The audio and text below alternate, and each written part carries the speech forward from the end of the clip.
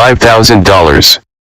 Cash payment to anyone who can prove that what lying son of a devil Farrakhan is preaching is consistent with the lessons, supreme wisdom, of Master Fard Muhammad Elijah Muhammad's representation of his teacher Master Fard's teachings.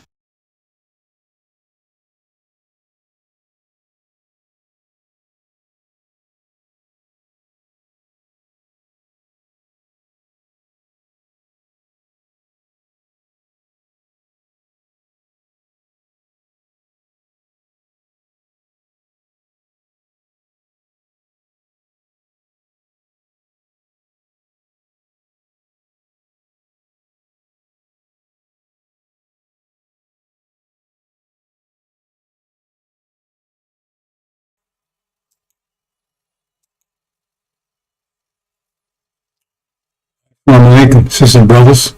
It's my right hand here. I should cut it. We got 7 seals. And I got a special one for you today, brothers and sisters. Special one. Put your seatbelts on. Again, why? They still up to get this $55,000. Why don't they? That speaks for itself. For years, they were aware of it. Speak for itself. Anyway, let's move on, brothers and sisters.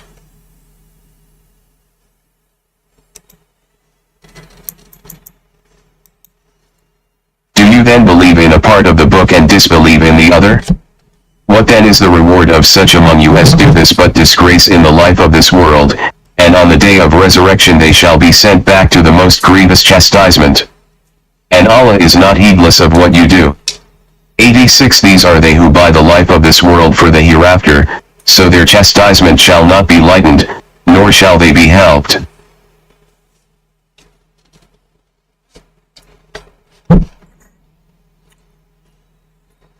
Well, anybody been observing those, they do it all the time. They back check what they be saying. Part of the book is this but the other. They do it all the time. No secret.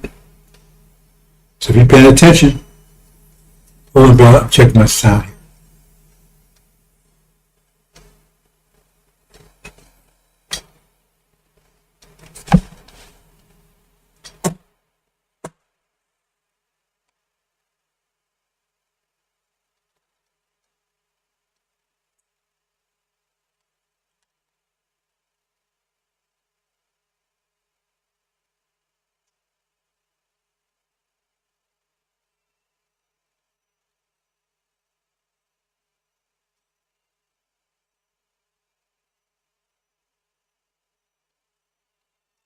Check everything, brothers and sisters, because as always, you wouldn't believe it.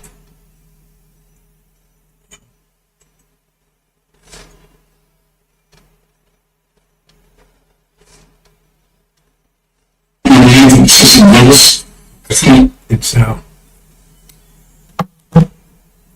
okay, doing a regular basis, and it says, pay attention, brothers and sisters, for them is most grievous chastisement. Check one more thing right quick. Second.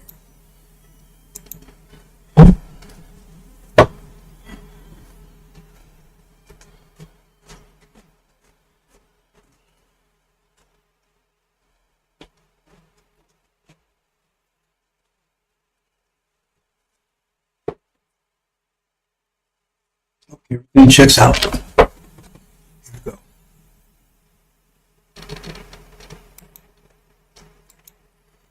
Again, so you don't have to argue with me. I'm not going to debate with anyone. All I got to do is check. Just take a look. See if they've been part of the book, this and the other. I will point out 3 specific places. 3 places they talk about. They talk about Malachi, Elijah, right? They talk about Genesis, right? Abraham, 400 years sojourn here. Right? They talk about Exodus, Elijah, God, Elijah, Aaron, all 3.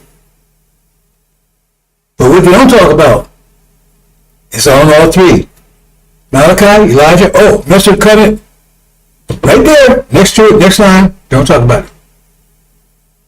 It's Malachi. Exodus, Aaron was no good. Joshua,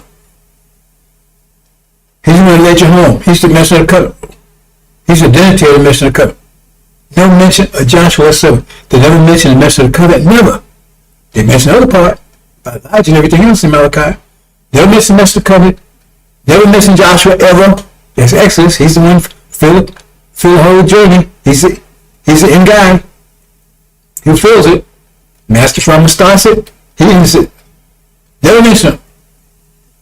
Going to Abraham covenant, Daniel covenant, return home after 40 years. Never mention it. Never. In fact, they say we ain't going anywhere. It's close. Some more Browns. So if you know they're still there after they heard this, you know they lost. Don't argue and fight with them. We're not here to take it and convince anybody of anything. That's the other way around. Right? As I said, we're in chapter 22 of the Injil. If you screwed up, stay screwed up. We ain't trying to straighten you out. Move on.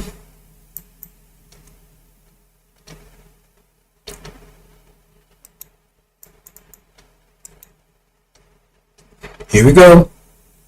Shitstorm.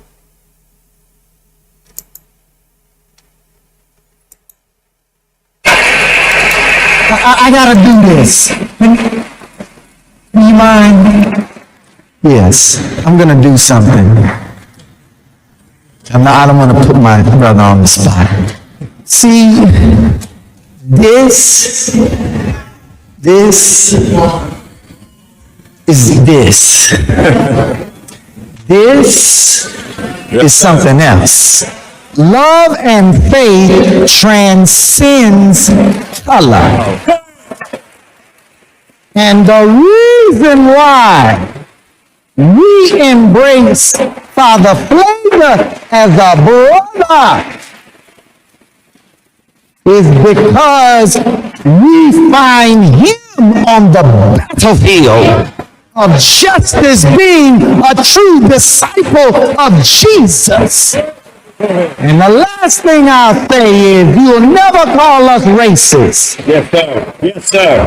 Because this day that we honor Yes, sir. Master Fard Muhammad, if you see an image of him, put his image up. Yes, sir. That's the man whose father was a black man and his mother a Caucasian. And how many of us have a parent that's a Caucasian or grandparent? It's not about color. Yeah. It's about our submission to the will of God. And in that we find common ground in unity. Yes, sir. So I'm only one shade lighter than you. And Mustafa may be 4 more shades lighter. We a family. Let's stay a family, be a family, and love each other as God would have us to love each other. We love you, Father. Happy Savior's Day. Thank you. I had to do that. We love you. One more time, brother. Oh, watch those smiles, brothers and sisters. Watch what happens to them in a few more days. I'll play it back for them. Watch those smiles. That's why they can't claim that $5,000, because that have nothing to do with Elijah Muhammad. Absolutely nothing. Nothing have to do with Master Muhammad. Nothing. We're going to show you in a minute. They're about the money. So that's I'm not going into that detail today, but money, that's why money is the root of all evil. They say in the scripture, some to that effect. Money is the nature of the so-called American dream, which it's a dream, is false. Money is the false fuel of it, if you will. Okay? But they think money is absolute. And if anybody understands the angel, it's a delusion. Because they make you think that is the source of your energy, money. Think about it. If you understand how nature works, that's why you need to understand the way nature works, right? A universe works. Everybody gets how pressure works. Everybody has the same amount of energy. Everybody gets the same amount. How you use it, that's the difference. But if you tell somebody, well, I have more than someone else, that's imbalance somehow. So now, everybody has 1,000 units of energy per day, but you got 2,000. But the absolute law of the universe says you can only have one at that particular time, then you got $1,000 worth of negative energy. But see, you don't know that because I'm getting all this money, I'm getting money. You look at the money, not the effect of the money. I'll move on, Brian, since that's another topic I'll talk about more in detail another time. It's a great delusion. But that's the after. What did do them any good? They got that money. One of them dead from diabetes, early age. And one of them pissing and shitting on themselves, cursed at 55, as one with cancer. Radiation cells. That was a mistake. They did it by accident or whatever. So what would you rather have? What would they rather have? They'd rather have their health, right, and their life, or they rather have the money. They got the money, they don't have the other. He got the money, right, but he's sitting and pissing in the bag now, ain't he? So, was it worth it? Farrakhan? There's only Farrakhans out there, brothers and sisters. We're going to get into it in a minute, boys. It's going to get hot and heavy, fast.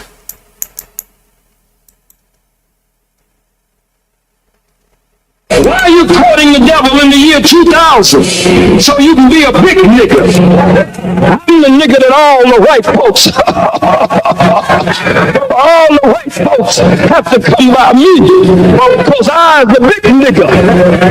No, you're a little nigga. And in the 21st century, you shouldn't be a nigga at all. Stop playing games with the lives of our people just so you can poop in a seat in the Senate chamber or poop in a seat in the mayor's office or just poop anywhere. Just glad to be rubbed on the head by the peckerwood. This must stop. Negroes running around in the year 2000 talking about they had a near-death experience. That's what I said. And we got something for your behind in here tonight.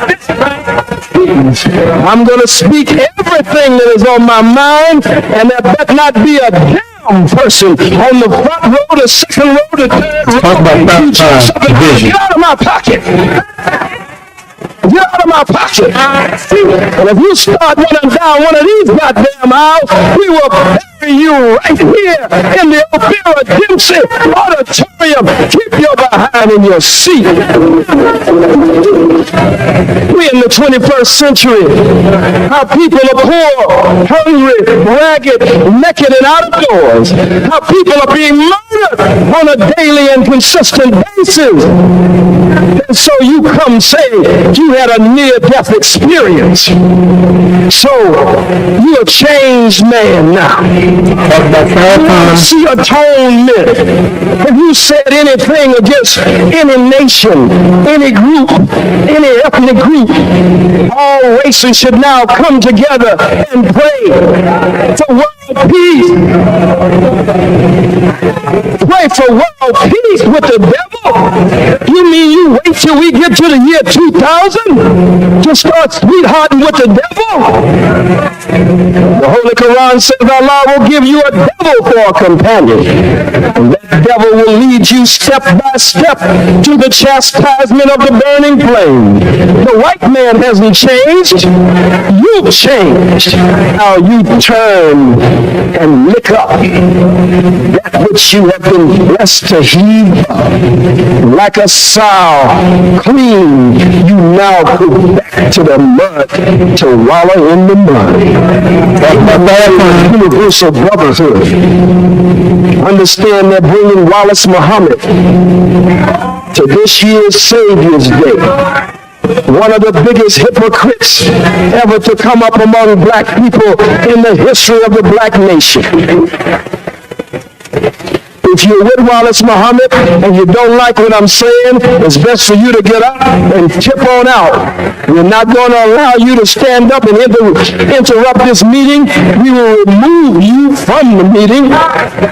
So if this bothers you, just get up and leave, because we're going to speak the truth here. Wallace Muhammad destroyed the work of the Honorable Elijah Muhammad. He said when he spoke in Atlanta, Georgia, that if America is attacked by a Muslim nation or an African nation, that he would fight on the side of America. I'm not lying on him. They even printed the transcript in some back issue of the AM Journal. He went on to say that I'm not going to leave and go against my government, meaning America, for some foreign government, meaning Africa. This is a sick Negro. He brought in the American flag.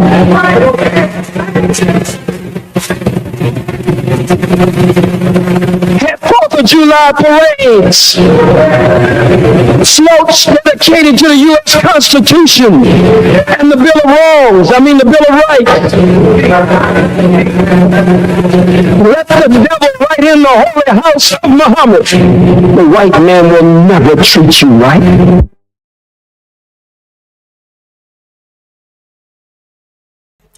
Talking about Farrakhan, just hold on. It's this that they fear. I don't have no army. I just know the truth. And I'm here to separate the good Jews from the satanic Jews. Yes, yes, yes! This is just the beginning. Banning me from a social platform.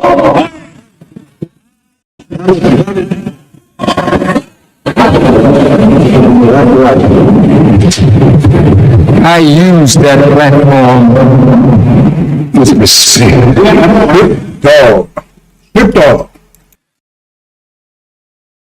I never allow those who follow me to become vile as those who speak evil of us.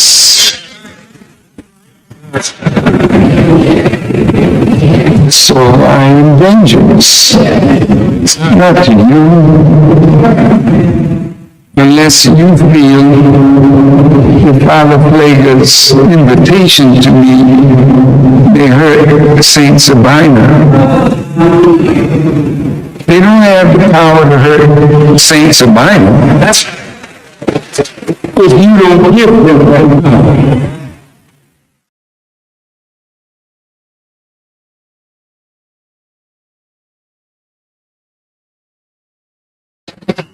I thank you for listening to me. I have not said one word of hate. I do not hate Jewish people.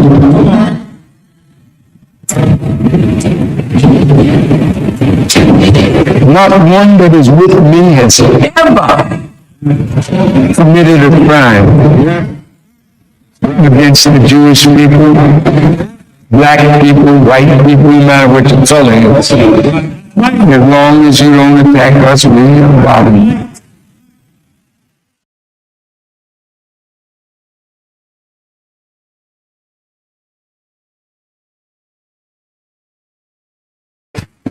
So you met me tonight.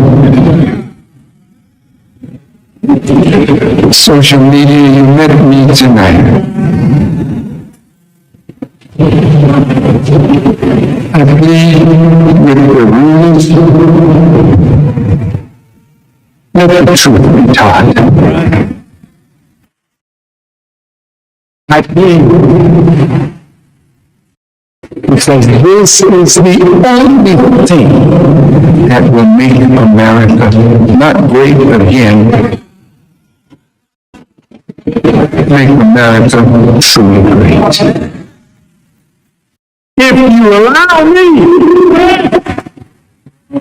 to tell the truth that God has revealed to his servant, the Honorable Elijah Muhammad, that he taught me. Goddamn lie. Can save America from her destructive fall. I'm not a misogynist. I'm not a homophobe. You're a sick devil.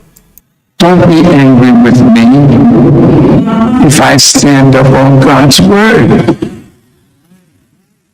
But I don't hate my brothers and sisters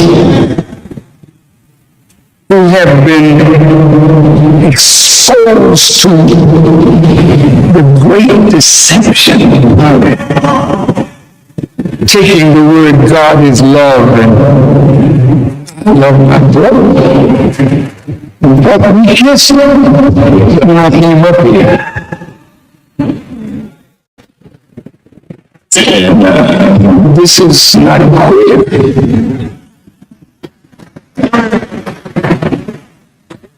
This is straight up love. So tonight, go home.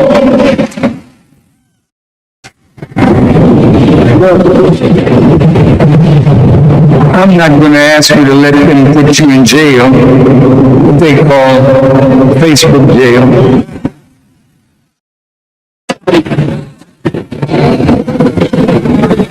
We have a teaching about the maker of the white race. His followers were put in jail. I wonder, is it Facebook jail? And everywhere they looked, there was another one. Till all the jails got filled up. And that's when the president said, I think I better go and start a dialogue with Farrakhan. Because this false mess to give you civil rights and take it back. You owe us. And I'm here by God's permission to tell all of you what justice looks like. It's not a white woman, a TV show, in a nice car, in a nice home. I got all of that too. I ain't robbed nobody. You rob the nation, how you get it? You have a business, you rob the nation. I love you because God loves you and wants to free you from the grip of Satan, that we may build a righteous world. And by the plague will be in that righteous world. You can believe it. He's a true servant of Jesus Christ. Thank you for listening. The devil's going to be in our world. The devil's going to be in our world. That's one sick nigger. Sick. Sick. That's Farrakhan he was talking about. Excuse me. That's Farrakhan that Brother Khalid was talking about. I had a vision.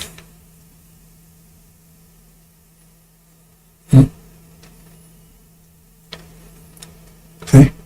Kissing on devils. And you're going to tell me that's Elijah's program? Have you read Master Muhammad's lessons? They're all wicked, 100%. They're snakes. If you don't get rid of them, they'll bite someone else. They can't be reformed. That's the God speaking. So I guess he went and got educated by Farrakhan. Where Elijah Muhammad said, they're all devils. Got to get rid of them. They're wicked, 100%. He's going to destroy America. Going to judge America. Oh no, we're going to save America. We're going to make America great. Greater. There's no one, brothers and sisters. See? That's what he's talking about. Remember, he mentioned, we kids, that's the kids he's talking about. That's his brother. All of Flaja.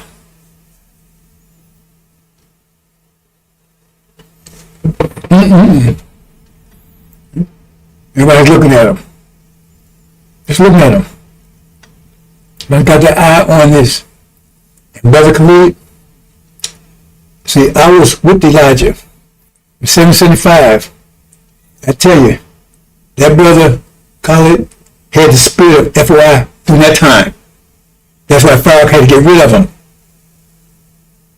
Because he was actually had the spirit of what Elijah Muhammad was talking about.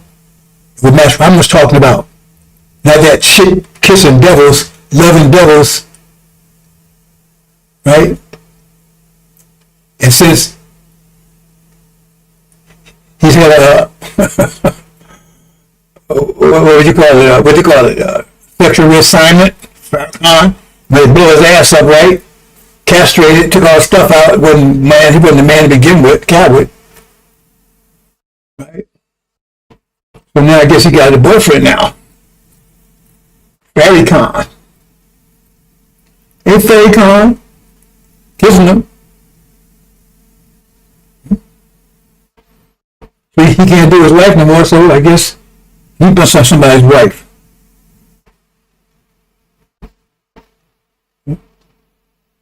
That's my opinion.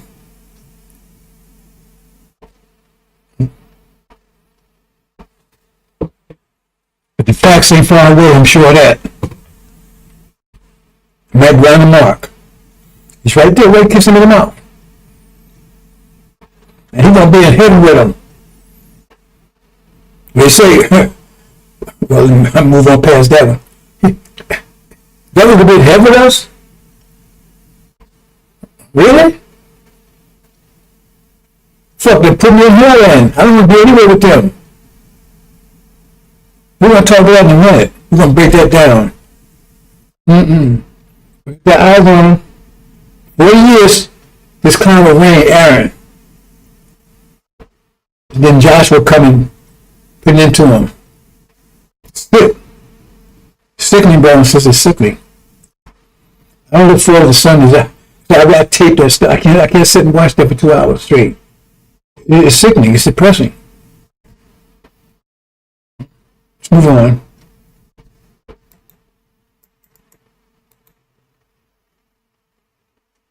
Now, I'm going to read a couple of things out, brothers and sisters.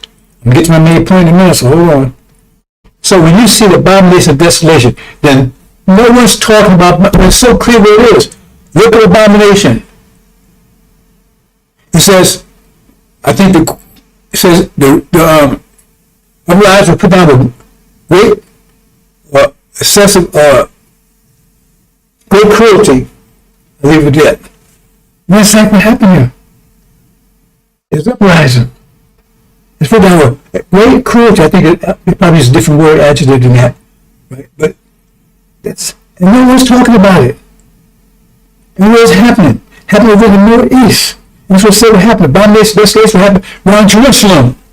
So why is no one talking about it? It's so clear. Because deception is all over, is 100%. Come from every direction. Because everybody got a vested interest in keeping you down. Let's have a question, brothers and sisters. Say, for instance, you're weak. You're the weakest of all. Right? But somehow you got control. Well, wouldn't your family reference me to make everybody weaker than you? You got control, make them weaker than you, so you be more powerful than them. Right? so you can maintain power. So you be putting people down if you're weak. You put people down, you want people lower than you. Weak people want people lower than them. Stupid people want people stupid more than them. Because otherwise you can't control people that are smarter than you or stronger than you. And look the other way. If you're strong, everybody. Well then, when you put everybody down, so already down, you lift them up. Now what do they do to us? They show they're the weakest people on the planet. Because they put everybody down. They put everybody down, everybody. Every nation they come in contact, they have now lifted one nation up. Now one nation was planned, they lifted up. Put every nation down, everyone. Because they're the weakest people on the planet. They could look anybody they want to, because how you going to listen out above yourself? Think about little things like that. Let's move on. We should not live the desolation spoken of by Daniel the prophet, saying where or not to be a place of hope. The nation will be there. Now you got to put all this together, because they talk about 3 verses, and all of them talk the same thing about this desolation, but they say one says taking place in Jerusalem, so. But when we get a little bit, so somebody staying in Jerusalem shouldn't be there. Maybe I should put all 3 of them together so you can see the difference, their connection, right? So somebody should be there. They shouldn't be there, right? If you sit mine standing, right? Okay. Let those who are dwelt Judah flee to the mountains. So tell you right there, it's in that area. Let those on the housetop and go down to the house, not enter, take anything out of his house. Let him who is in the field not go back to get his clothes. Let me don't go back. Don't just move. Don't go back and get shit. Nothing. Just move. And let him who is in the field not go back and get his clothes. But woe to those who are pregnant, those who are nursing babies in those days. See, he's not sending an angel for that. If pregnant means we're about to be born. But you understand that already. You think it's about pregnant women? No. Widows, because America's pregnant widows anyway, that's no story. And pray, your flag may not be in the winter, but prayer flag may not be in winter. Those days, oh, that's interesting. I see that one. Oh, okay. With warm. Okay. Let me check that translation.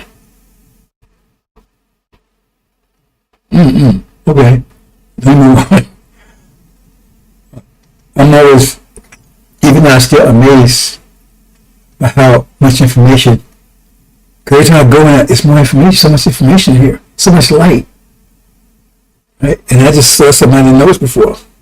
Anyway, and pray your fight may not be in the winter. For those days there will be tribulation, such as not been since the time of unprecedented trouble, beginning creation, which God created until his time and nor ever be. And unless the God Lord has shortened those days, no flesh should be saved. For the elect's sake, whom he chose, he shortened the days.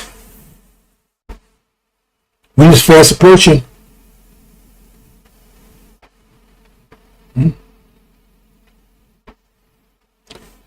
Nobody's talking about this, and that's going on right now. So October 7th, they put out, it says great cruelty. But no one's talking about it. Why would the whole world's aware of it? See?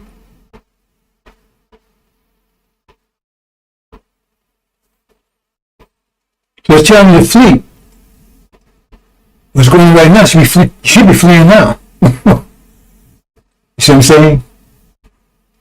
Well, because you're not getting this information. So when you do flee, you're going to flee in that the way it tells you.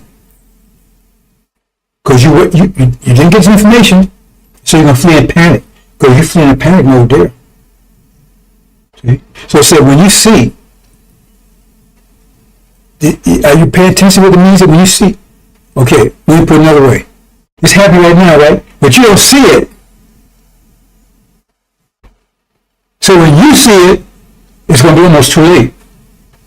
Because these clowns out here blocking it. That's what it's telling you. When you see it, it don't say when it's happening, it says when you see it. When it finally gets to you, when the light breaks through. So when people are sitting dark see the great light, by the time you see it, it's going to be damn near too damn late. That's what it's telling you. Because that's the condition you're going to be in when you finally see it. Because they're blocking it.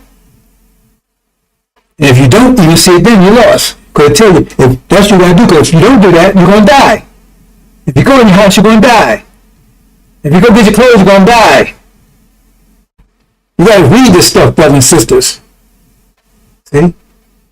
So that's, I feel, those are the ones that lost for lack of knowledge. And when you see it, so you're not going to see it until it's damn near too late.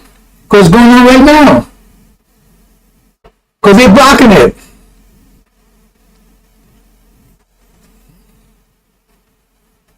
And that's my mission, that's my burden, to give information to you. It's not going to affect me, but when you read it carefully, right, the elect and the lamb is taken out.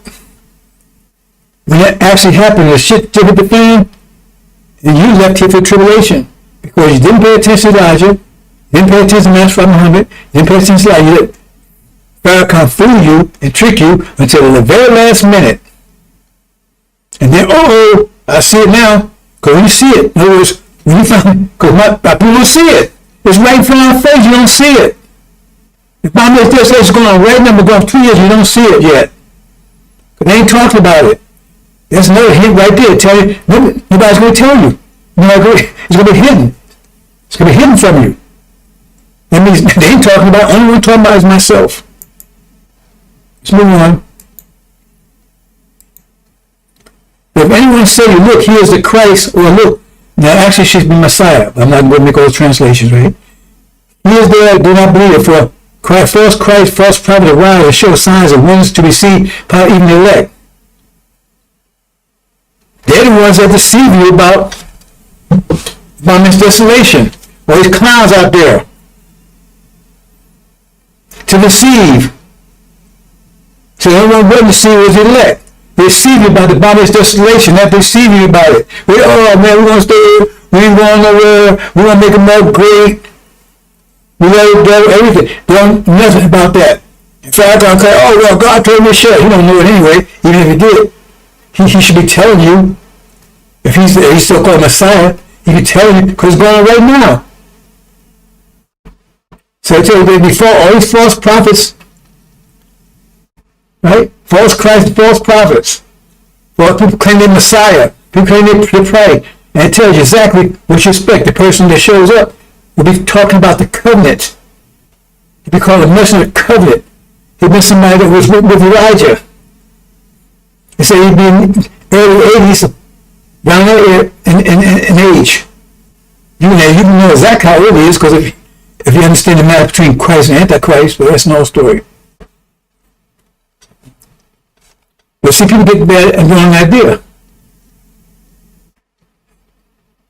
He ain't got any followers. I don't want any followers. I'm not trying to get any. I don't want your money. I haven't asked for a dime. I need to get information. And if you don't take it from me, who's the loser? If you got this strategy and I throw your life, well, you don't take it, who loses? Do I lose? Or you lose? You're that boy. They're going to pay a big price, these false Christ, these false prophets.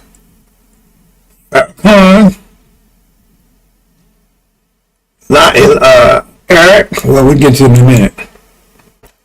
But in those days after tribulation, the sun will be darkened, and moon will not give its light, and the stars of heaven fall, powers of heaven will be shaken. During the war, powers of heaven will be shaken. Shaken. Right? That means past tense. Past tense. And shaking, past tense. And if you read Exodus, this happened while the war was going on. When Moses came to Aaron, Elijah came back to Aaron's camp, Cal's organization, whatever. They said they heard the sound of a war, but not a sound of victory or defeat, and the war was going on. And that's what's right now. This is a pause right now. Then we see Son of Man come in the clouds with great power and glory. And then see all deception. They tell you the Son of Man will have woolly hair and dark skin. That's not Master Muhammad, and it's not Farrakhan. Most definitely, as far as the devil, you can see that ain't him. That doesn't mean Master Muhammad's not the God. He just ain't the Son of Man. He never said he was. That's Elijah Muhammad's interpretation. Right? And he will send his angel and gather together elect from the four winds, from the farthest part of earth to the farthest part of heaven. Move on, brother, sister. But then shall they live up to affliction and will kill you. Remember, we'll be afflicted. Just talking about us. And hated by all nations, for my name's sake. All the nations hate us. I tell you, all of them against us. Afflicted. That's what was Abrahamic faith. Will be afflicted for 400 years. And then shall many be offended. And shall betray another and shall hate one another. Okay. Which are the demons here? The demons amongst us. They're betraying us. They're hating us. Because they hate each other. Because we got rules in sheep clothing, and so we can't identify who, so we hate everybody. We can't trust the lambs, the sheep, because that might be a wolf. And many false prophets shall rise, shall deceive many. And he say, there's a lot of people are deceived. It says they're deceived right now. See, primarily what? Bondage, desolation.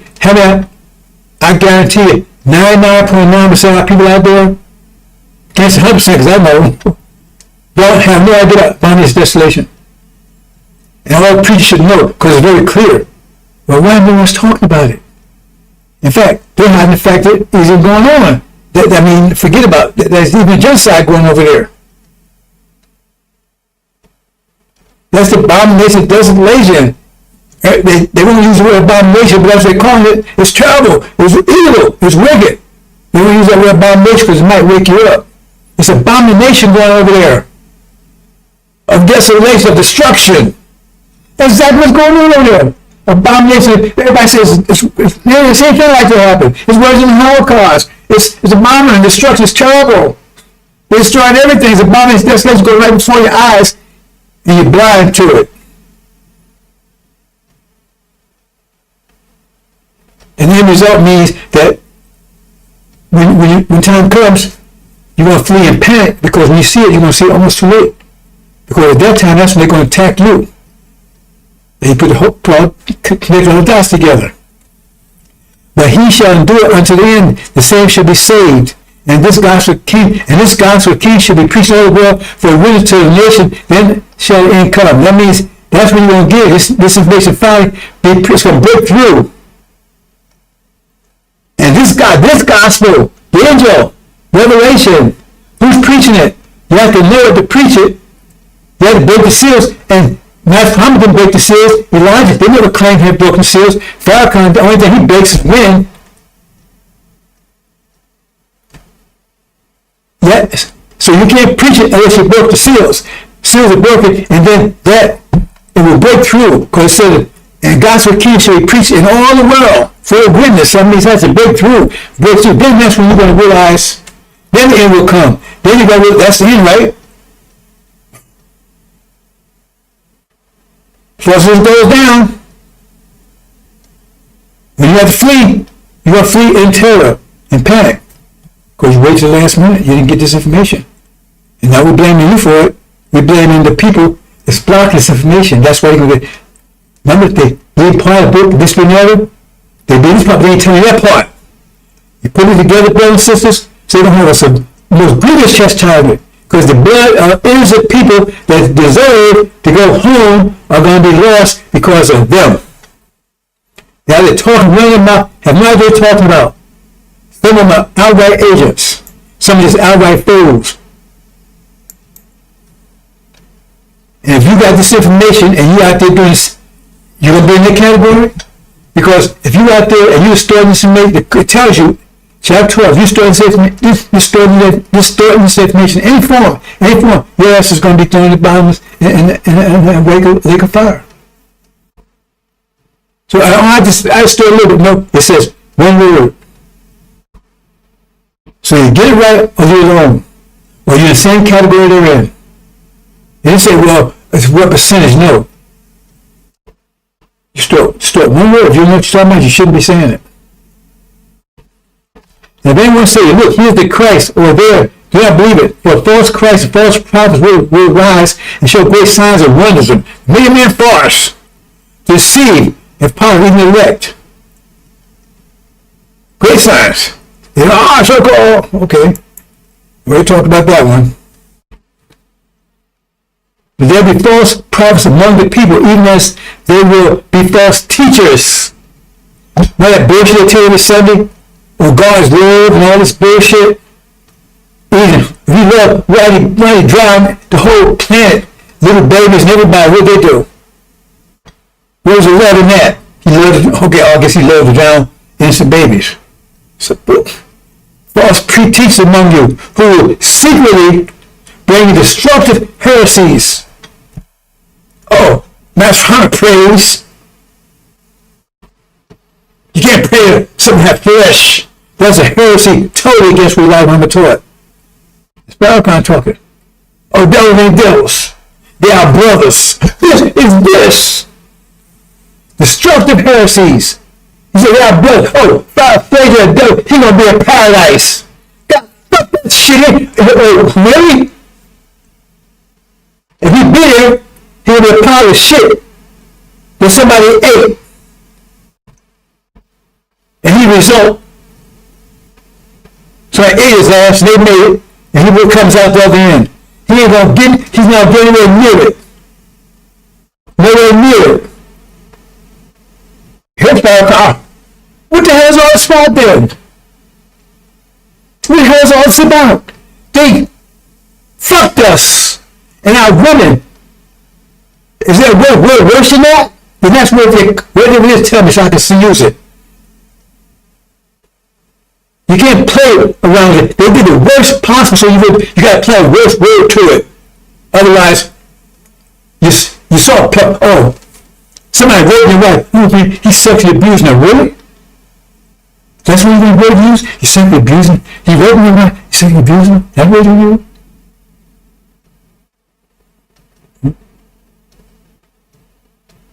Gotta be real. They fucked us. I can't think of a word worse than that. And they go to slavery, the horror card. It was a horror. It tells you right in the covenant. It says, here, there's a horror. Not a vision of, oh man, it's going to be bad for them. I have a vision of, man, it's going to be trouble. It's going to be troubled times. Horror. What's worse than horror?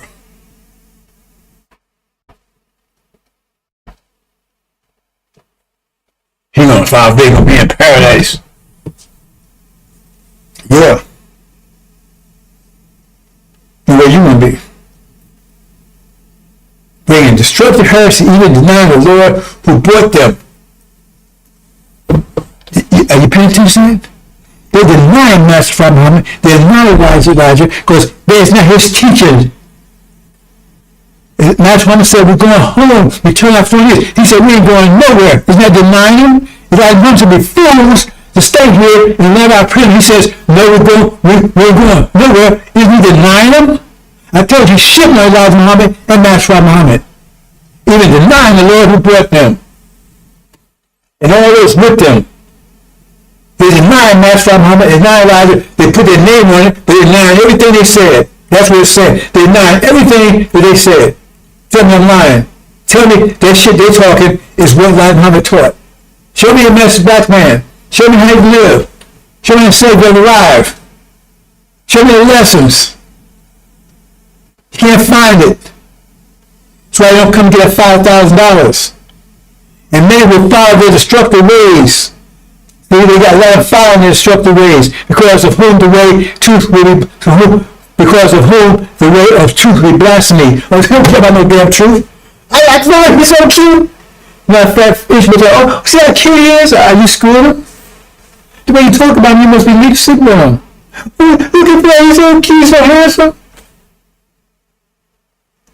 Really? It said they love not necessarily they don't love the truth. They have emotional reason. I like him, he talk great, he's so cute. Like the way he talk. Don't bother to look and see what the hell. Scripture said about him. So they don't care about any truth. But covenants they will by covenants they will exploit with deceptive words For a long time their judgment has not been idle, their destructive does not slumber. It means Frank effective. He's destroying them openly with his Scientology and shit. By covenants, they will exploit you. Let me say what he says. I got money. I got all that stuff. Exactly. He covenant. He won. And so now he's lying to you else to keep that money coming in. That's the problem you got over there right now. You got money coming in. Their destruction does not slumber.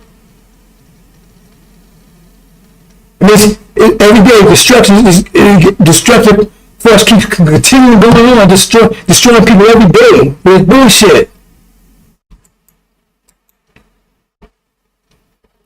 Beloved, do not believe every spirit, but test spirits, whether of God, because many false prophets have gone out into the world. So test them. They don't test Farrakhan. Only got these scriptures. They test them. By this know the Spirit of God. For every spirit that confesses that Joshua, that's the proper interpretation, the Messiah has come in the flesh. They didn't mention. That's how you know they're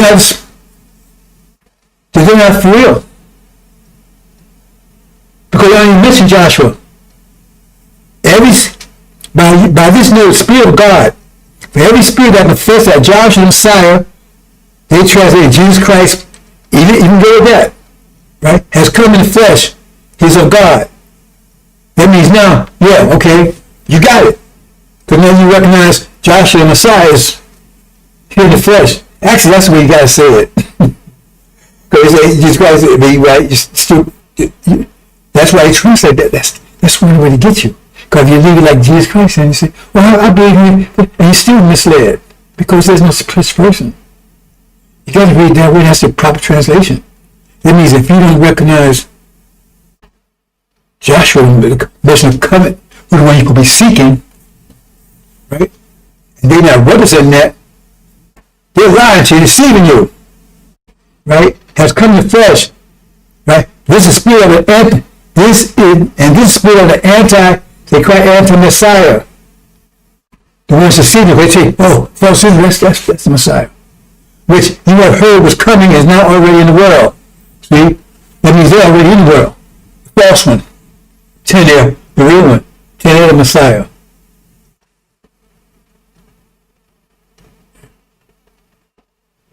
That false Israel, that's why they were set up. Deceive you.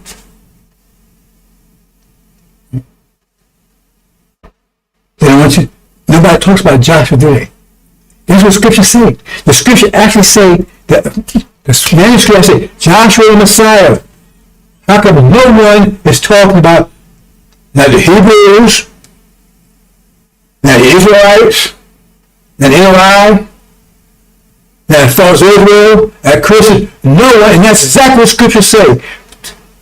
Go look. Look at the manuscripts. I ain't talking about the Bible falsely translated. Look at the manuscripts. Joshua said nobody's looking for him. They don't even know about him. Don't talk about him.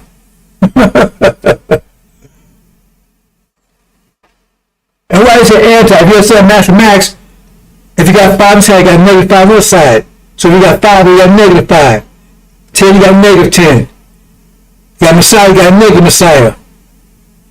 They both balance each other out so things balance. So the point is, the reason they tell you that we're going to be tell you that because they were conceived at the same time. So when false Israel conceived? 1948. Well, then you should, the true Messiah, Joshua Messiah, should be conceived in 1948 too. Same time. Around April, March, April, 1948. That means his birthday would be January 1949.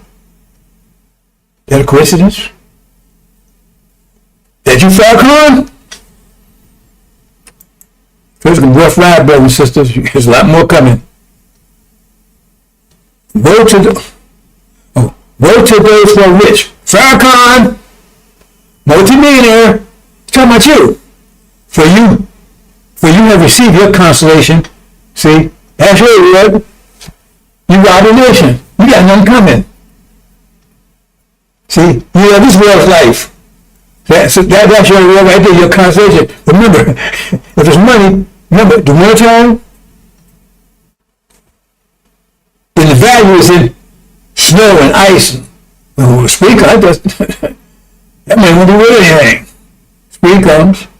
Those of you who are full, for you shall go hungry. Oh, he's full. Plenty of food, got steak there on his plate, got sisters out there, fundraisers and everything for him. Multi-millionaire. Our people don't like that. That's him. Right? Where would he? Who's laugh now? Oh, remember? This is this. This is this. This is this. You can't go and raise this. Like, that's my brother. And he was green-eyed as me, man. Where would you laugh now? But you should mourn and weep. Early watch me start laughing. Where are all men who speak well of you? Oh, the honorable lift Falcon. For so did their fathers to false prophets. Oh, the honorable Falcon. You talking about him. Hey, I'm hitting him hard now because, hey, he's down gone for the count. So why you hitting the man? Why you hitting the old man that's incontinent man got depends, he can't put his own depends on. Because that dog, I wouldn't care if he was blind and crawling, not got his fucking brains out because he's shit. Rapping out people of 40-some years, saying he's representing Elijah Muhammad, lying on him, supporting our sisters. Gotta do fundraisers. I don't give a damn. You're a man now. Well, too bad. That's his problem.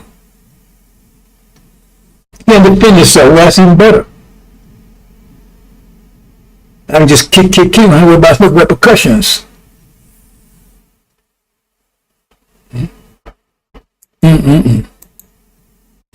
Oh man, he's found.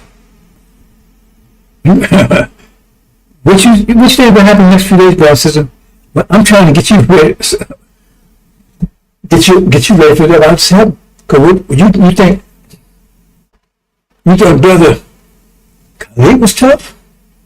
He said a lot of stuff worse than that, and that's nothing. There's one. He's like, you take some out the freezer and you put in that. You can't put in the fry pan. You got to warm it up. I'm warming it up because what you gonna see in a few days, I'm gonna look like an angel flying around with hearts and flowers. The angel gonna say a few more things.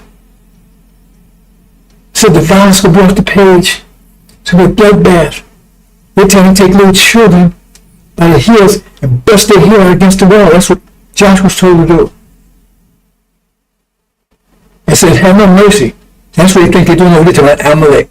Now Amalek is what we're supposed to be doing to them once they come after us. See, because they're trying to walking on shoes, but they don't realize Amalek is them. So no, it's not going to be a walk in the park. It's not going to be, fragrance, food, all this nice fragrance like that. It ain't going to be that. It's going to be a shitstorm. And those go to tribulations going to walk through a shitstorm, going to walk through oceans of blood. That's why I said time of unprecedented trouble. I'm trying to get you warmed up to it.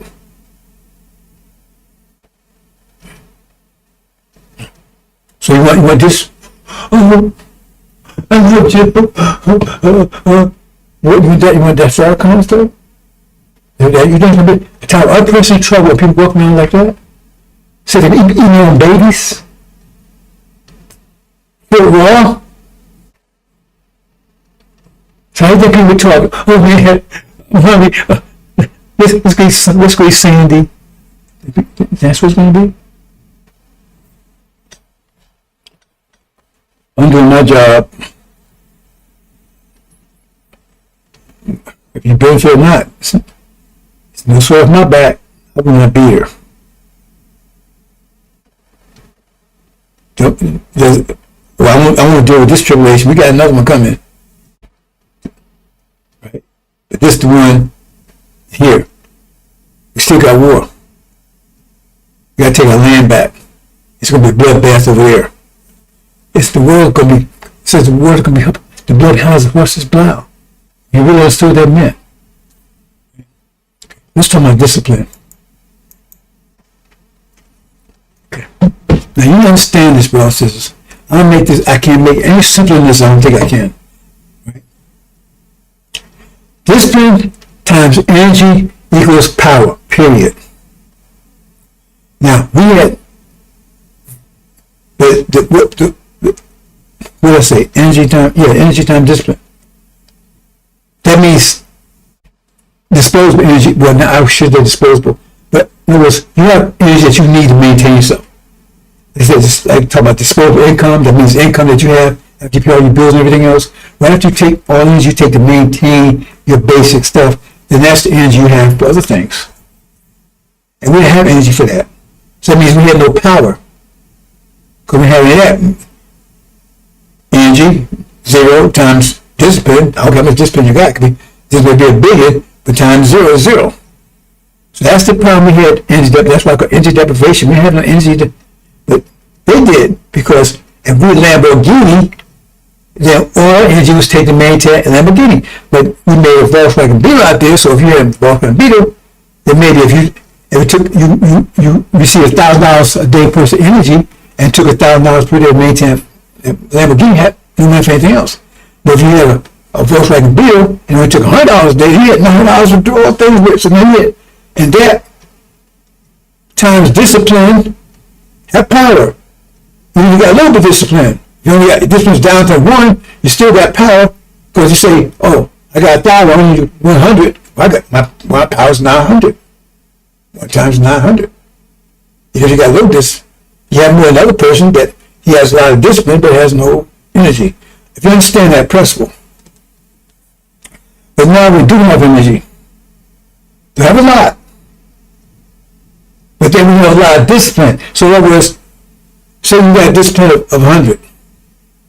But you got 0 energy. Well, you got 0 power. Let's say you got a discipline of 20. Right? But you got energy of 10. Right? Well, so let me use the numbers. Let me do something I used before. Okay. You get $1,000 a day. You need $1,000 to maintain a Lamborghini. Okay, you have 0 energy over.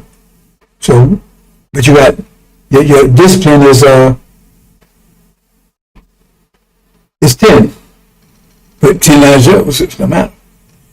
But the guy, his discipline is 1. But he gets 1,000, he needs 100. 100 to maintain that, so he got 900 left. Right, so 1 times 900, bam. You got 900, well, you got nothing, you don't have much more discipline. So now, say you get, now you got 1,100. Now you got 100 to work with, because you only need 1,000, but you got a little, right? So you got 1, but your discipline is 10. So 10 times 1 is 10. Let me say it again. Hold it. Yeah, no, 10. You get 1,100, so you got 100. 100 let over, right? Times 10. It's 1,000. Right? And Mr. Wells like bit over there, he only got 1. But now he's got 1,100 too, but now he's got a whole 1,000. Right? So 1 times 1,000, you only use 1 to maintain yourself. So you got 1,000 left. So he got 1,000 power. How much power you got? 1,000. How much you got over here? Right? You got 1 times 10. You got 1,000. You're equal to him. For him now. That's it. You're applying discipline to that 100 units of energy you got. If you're applying discipline to it. That's if you're applying discipline to it. Then you're equal to him. Even though you only got 1, because you got a lot of discipline. Understand that. So both of you got equal. That's how much power. That much power. Yeah, if you're applying that discipline. If you're applying it, right? You have natural, and they say you have a natural ability to do 10 discipline. You apply. But what if you're taught not to use that discipline? If you're not using discipline, hang out. On occasion, everything else. Then you have the ability, but you don't know you're using it, so you have no power. So you're not applying discipline. You could. If you did, you would equal to them. But you're not applying it. So let's look at this carefully. If you understood that's what I said just now, right? Well, we have 1,000 power now if you apply discipline. Right? Okay. So consider that. Okay. But if you're not applying discipline, then you won't have the power. You have the energy, you just don't have the power. Okay? Now, with their so-called Christianity, they teach you not to have discipline. Oh, just believe in Jesus. They're not teaching discipline. And that's why I tell you stay away from Islam, Elijah Muhammad, because Elijah Muhammad was teaching discipline. What happened? When Elijah Muhammad was teaching discipline, what happened? Those religions became strong. He started building a nation. People feared him. They couldn't touch him. Because he was teaching discipline. That's why it tells you here, it tells Joshua, maintain that law that you got from Elijah. And you don't have to worry about anything, because I got your back. Understand that principle. So that's where your mind comes in. Because they gave you a mind that you wasn't using that, because they're telling you first you have to know how to apply discipline. Well, where do you get that from? You get that from your mind, but you don't know what the discipline is. Mind how to apply it. But what is it? And you don't know. People don't know. What's the 5 pillars of Islam? Not what the Sunnis think of it. They don't even understand it properly. Otherwise, they would be in trouble right now. 5 pillars, that's the discipline. But the Injil tells you how to use it, how to be effective with it. You understand? So once you have that, now you at least equal power to them. Maybe more. Depends on how much discipline, right? How much energy you got. Everybody say my energy. How strong is your discipline? If you use all your discipline, remember, if you got 10, that's how much you can have, but you're only applying 5 of it, or 1 of it, or none of it. Because a lot of people applying none of it. Hanging out, partying, want to see Jay-Z, video games, NBA, NFL. See how people in. I apply my team discipline. They don't have that discipline over there.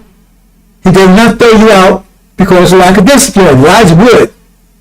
You guys, you broke the law, your ass resigned, and you broke the restricted law. That's not over there. I know it. It's not over there.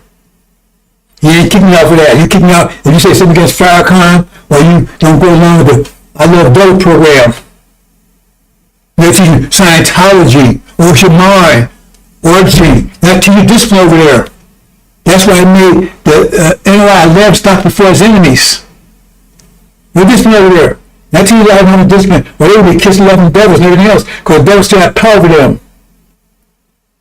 And not only that, let's look in between. Now, devils, they have more power than us, so they control us. We had none, they control us because power, right? Power controls. Greater power overcomes lower power. Power is a controlling force. Power is a controlling force, controlling pressure.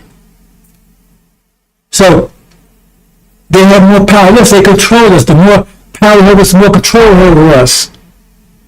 And we start gaining power, they have less control over us till actually get to the point where they have no control over us, and then at some point we start getting control over them.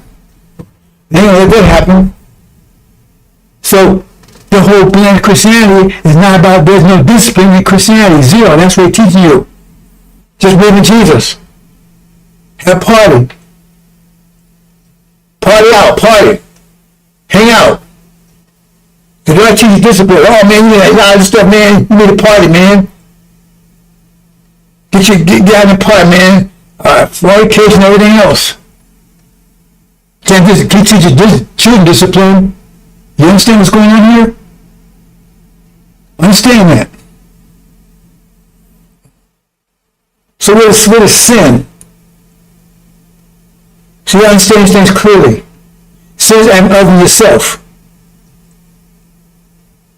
Sin is acting other than yourself.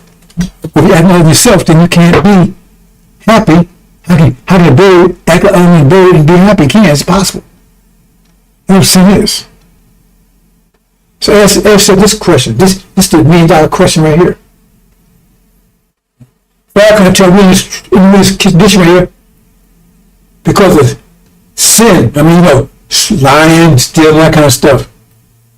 See, that's the kind of sin he's talking about. Well, that's not necessarily sin. Because it was, they had Adam get put in charge where his nature was sin. God said we're going to stop making this shed blood. That's his nature to do it. So he found his nature. He wasn't sinful. God put him in charge. His nature was making me shed blood. Isn't that wicked stuff? But he wasn't considered sinful.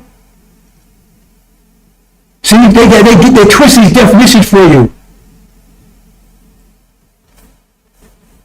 Sin, we act on yourself. So they're just acting on ourselves. But we're not doing it purposely. They're forcing on us. So we're not sinful. We act on ourselves. We're sinning, but we're not sinful. We're sinning because they're forced. This mind have us misdirect our energy.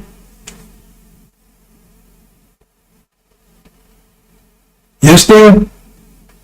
Mismanage it. So act on yourself. Right? There's a difference between doing it purposely, because they have us doing it purposefully, because it says they put charge. That means they have us acting out purposely. That's them on them. That's why they're being the judge. Let me say it another way.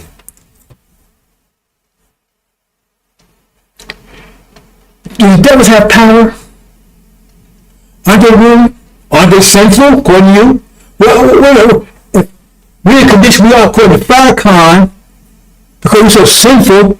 Well, the devils, they sinning, and don't they have power? Aren't they in control? So it's not sin that stops you from having power. And they actually the more power they had, it's got a paradox. That's why they can't maintain power. Because they act other than themselves, they obtain power. That's why prophecy keep telling them, because they kept reverting back to their natural nature, which is lack of discipline. Just they don't hang out. That's their natural nature. It's getting too complicated for you. So the prophet can tell them, you have to act on yourself to maintain power. Because you have to discipline. You care about your sin. Because they're sinning, they got power, don't they? So it ain't about sin. It's about discipline.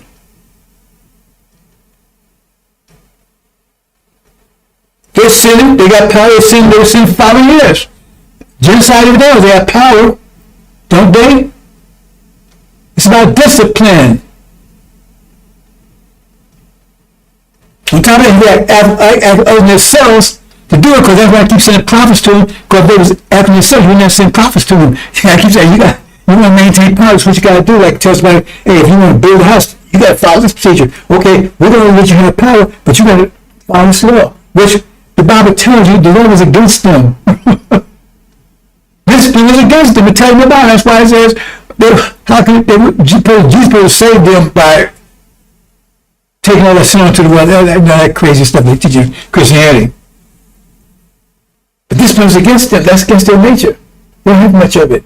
But in order to gain power, they had to apply discipline, they had to buy law, which was against them. So there's a whole different two things. They confuse the two things together.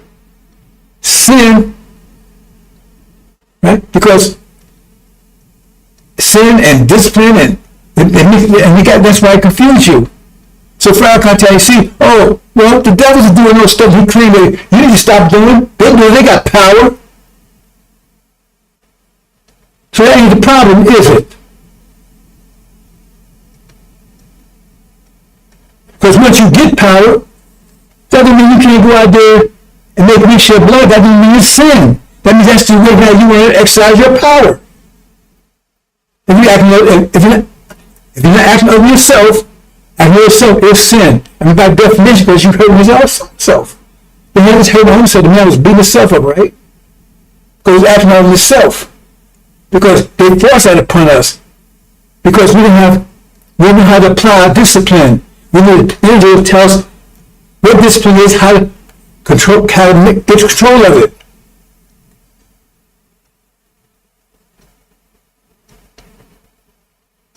You understand? Hope you understand. Because he's going to tell you, oh, see, you're stealing, you're killing, you're shot. Well, they do all that stuff. They got power, don't they? So that's not the cross of your power. But that's what Falcon's trying to tell you. That's why they're accusing us.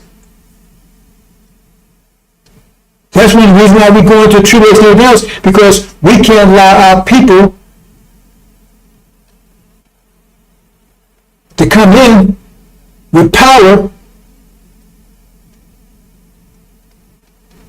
and using their power to make me shed blood. You got the power, how are you going to use your power? I got power, how am I going to use it? That's part of the judgment. Our judgment. That's why it's time we get home to be judgment. Make sure we don't have, because then we got a big war then. Because now we got power, both of us have power, but they want to use it because they don't have the angel. That's why it has to have angel mind.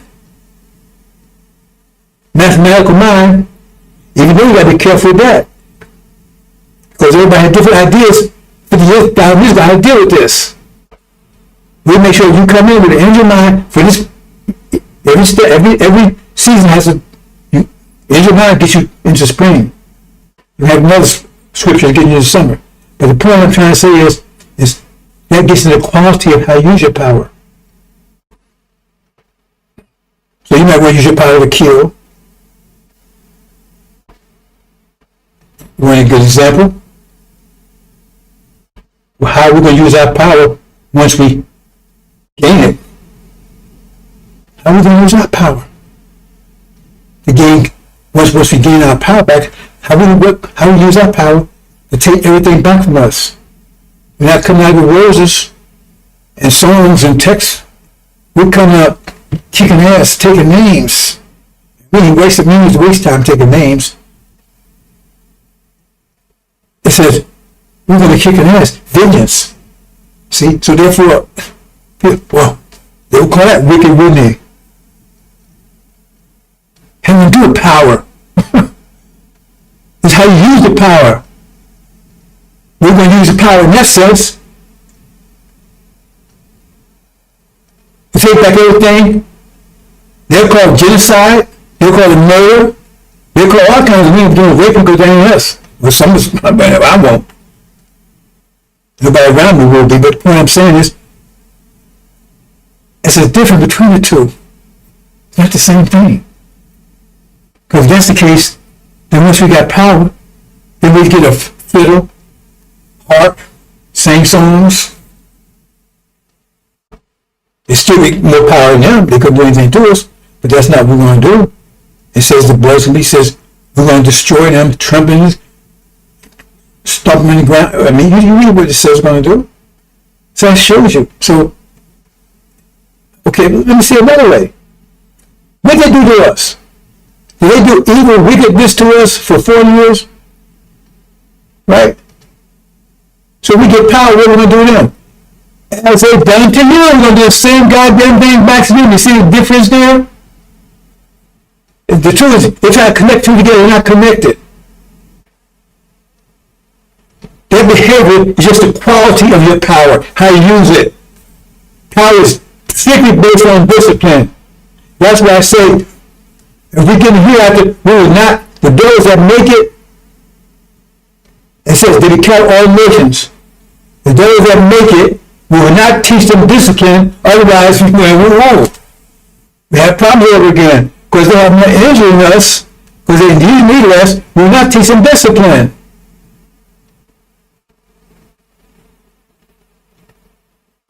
They have their last prophet.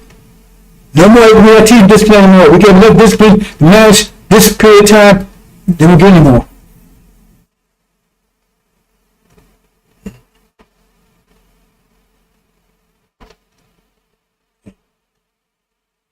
So that they can even, right? Teach them, could they handle lessons? At some point they wouldn't be able to.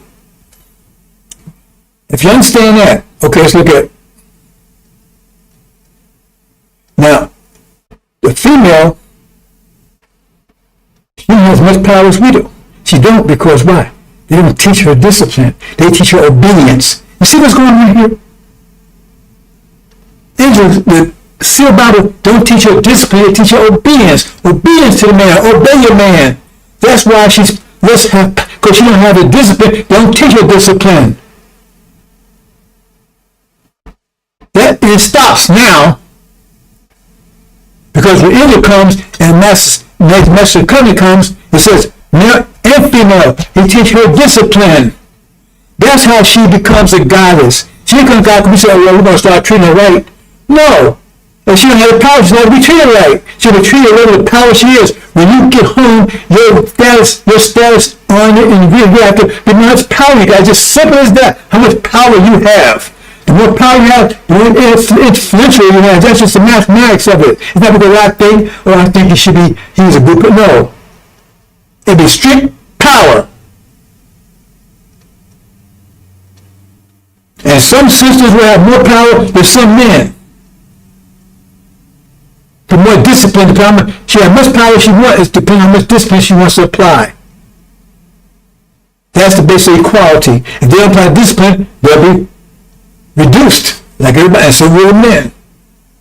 That's why there says, some everlasting shame upon it, because they didn't apply the injury to get the discipline needed. They was able to survive tribulation, but hey, you didn't. And so we're not going to give them the information they need to achieve any more power. To rise up, to get it, because you have okay, you have natural, right? You have a man has natural muscles, right? But you got to do something. You got to do something to build them. If you don't have a gym, then yeah, you got it, but you have nothing to work on to build them. So yeah, you have natural building discipline, but you have to know how to apply it, how to use it. The tools, 5 pillars. So once you go and you get the gym, okay, the gym, now you got to know how to use it. That's the angel comes in. So now, bam, I got the gym. Now, tell me how to use it. And so now you rise as high as you want to be, depending on how much discipline you have.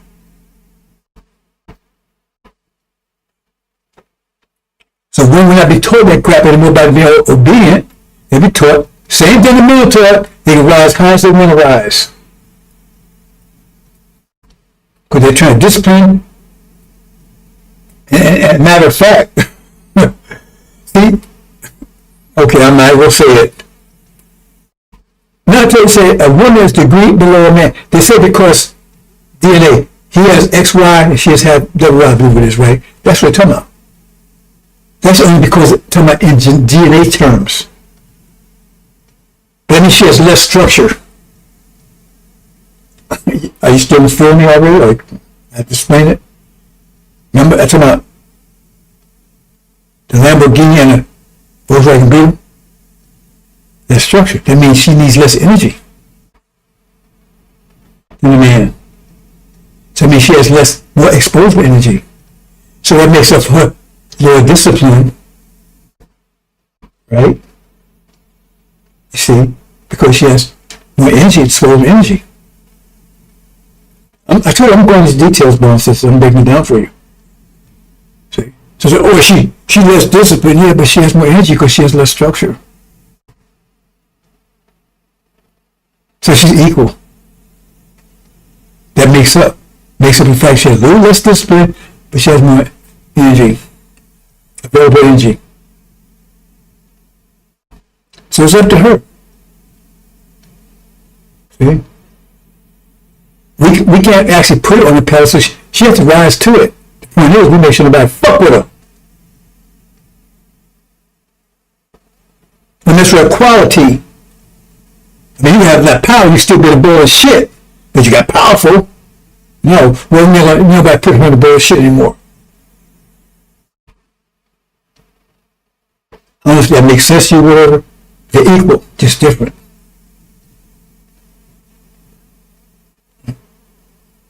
And that's as simple as that. It's a power equation, brothers and sisters. It's a power equation now. It's a power equation go to Holocaust. It's a power equation. That's why I talk about the law. I keep talking about the law in the Bible, especially the so-called Old Testament, the law. They tell you, if you don't obey the law, it's going to happen to you. If you don't apply discipline, it's going to happen to you. That's what they tell you. Simple terms. If you don't apply discipline, it's going to happen to you. And you're not teaching discipline, not teaching our people discipline. And the other thing is, you got these demons out here, right? And so, because they look like us, we follow their example, and their example is low discipline. So you follow them hanging around them, that means they're going to encourage you more low discipline. That's why I get them away from us. They're the ones doing all the wickedness and evil, what you call wickedness and evil and crime, that kind of stuff. But the only way they can affect you because you're in the same category. You sitting right here with no discipline, that's why they can affect you. They ain't affecting me. So Falcon just outright lying to you. Oh, well, you're wicked. No, he's not teaching you discipline because he can't even have it himself. If he was, he would have got his ass blown up. He can't teach you something he don't have because he's a devil. He's not teaching discipline. And so people don't have because they're not being taught it. They don't know about the 5 pillars. They don't know how do you plays into this. So you need to discipline. You need to enter so you know how you got the gym and you know it's like a personal trainer how to use everything. How to get the best out of it and what direction to go. Now the Injil, okay, yeah. I'm the hope, but I don't know where to go. Well, I don't know where north, east, west is. So they got all that power to go in the direction. That's why your mind, get both. And you got to get control. Thing is, that's why demons, let me nice little cloak a little more. You got the Volkswagen Beetle, devils, Lamborghini, those are the people. You got BMWs in the middle, the demons. So they ain't got as much energy as devils because they move more structure. But they got more than us because we get 1,000, we have to use a whole 1,000. Those that do only have to use hundreds. They got 900 left. BMWs only use 500, so they got 500 left. Understand? But you have enough power to control us. Can't control us as well as the devils can. They control us. That's how the demons got control of us. That's why we are possessed by demons. As long as we don't apply discipline, and they're not teaching discipline, so that's why fire can maintain control of us. That's the math of it. You say, well, how can see? I say it because you don't know the math. I said, well, how do you see how fire can be able to control us? I just told you how. But see, I can't talk to you like I would talk to you because I can't get you past 5 + 3 = 8. I start talking about multiplication, or you start rolling your eyes, start scratching your head. Forget if I get into the vision, or if I go into algebra, oh man, damn, I totally lost you. Calculus, oh man, that dude, he's speaking Martian. But I math, I told you right there. I told you, you're going to go right here. I just told you how the demons got control of us. Because they're more power. You see? More energy we have of us.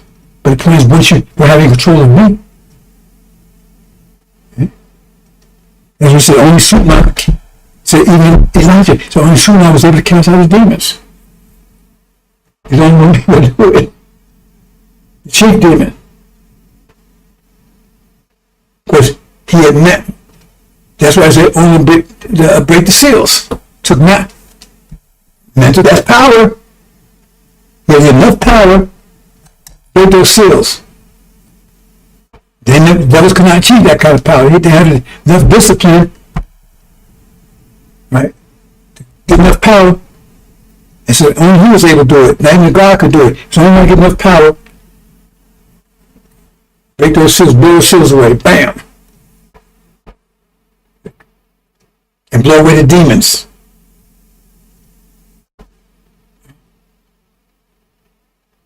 Recognize and blow them away. And they're trying to get power to you. Pillars, Angel, boom, you got it. You get cheated overnight. Overnight. But you don't want to do that. Oh man, I got to watch the game, man. Oh man, give me a hit, man. Hey, man, I got a little Mary Jane. They don't call her Mary Jane anymore, right?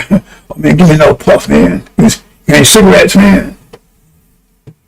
Oh man, come on, give me a drink, man. Come on, let's go out and get a couple of drinks, man. Let's go out to the club, man. And you think that's nothing. I'm having fun. And now you can stop me to your head, but still you don't understand what's happening. Because if you're going to lower higher power, okay.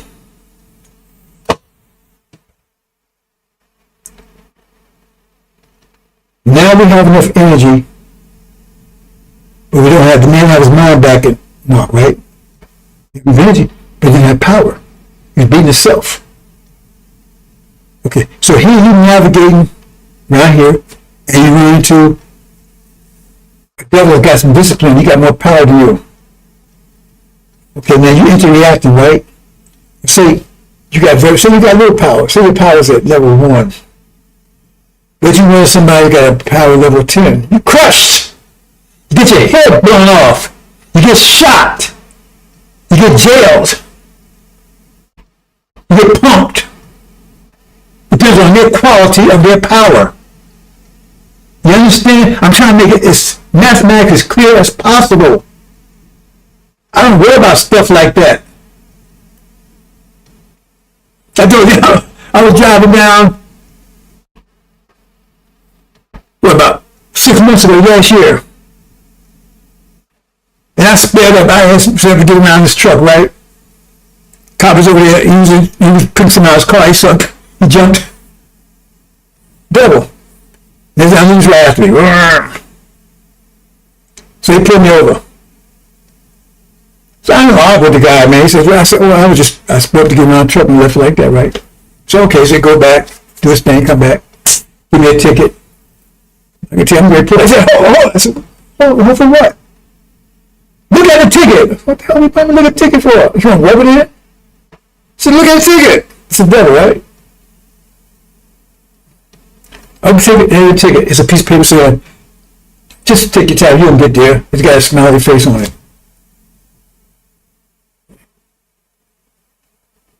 I don't worry about it because I know my power. As long as I'm doing what I'm doing, my power's great there. So they can harm me.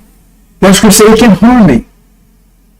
Unless I take and distract my energy, helping someone do something else, then all of a sudden I have a problem. If I maintain it,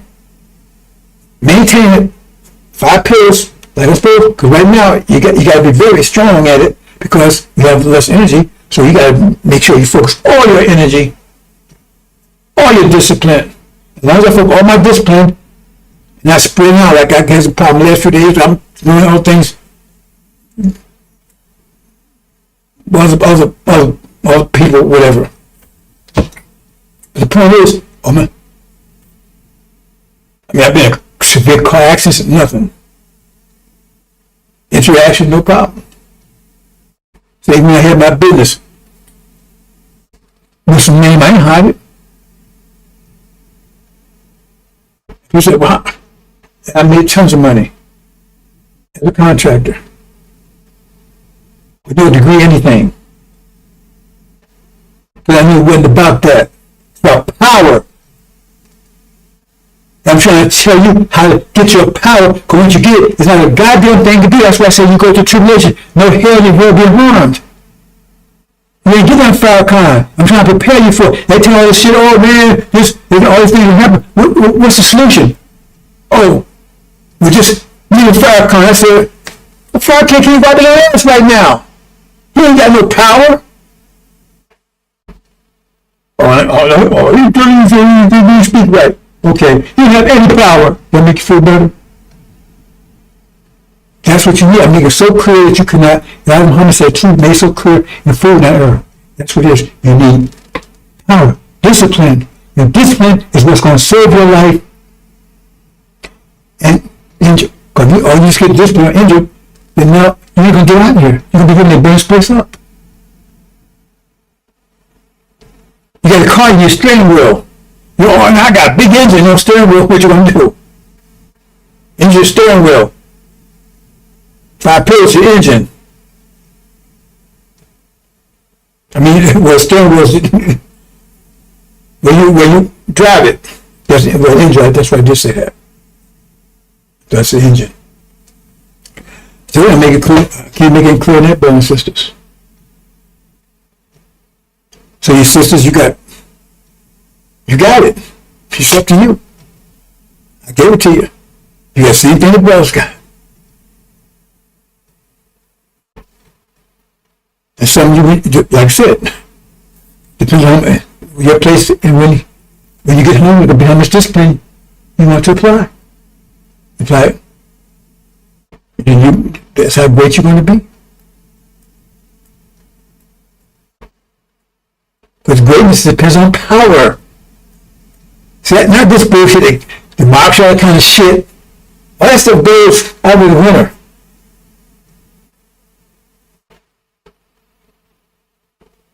It ain't gonna be, you gotta zack somebody, or you gotta kiss somebody's ass, or take bribes. No.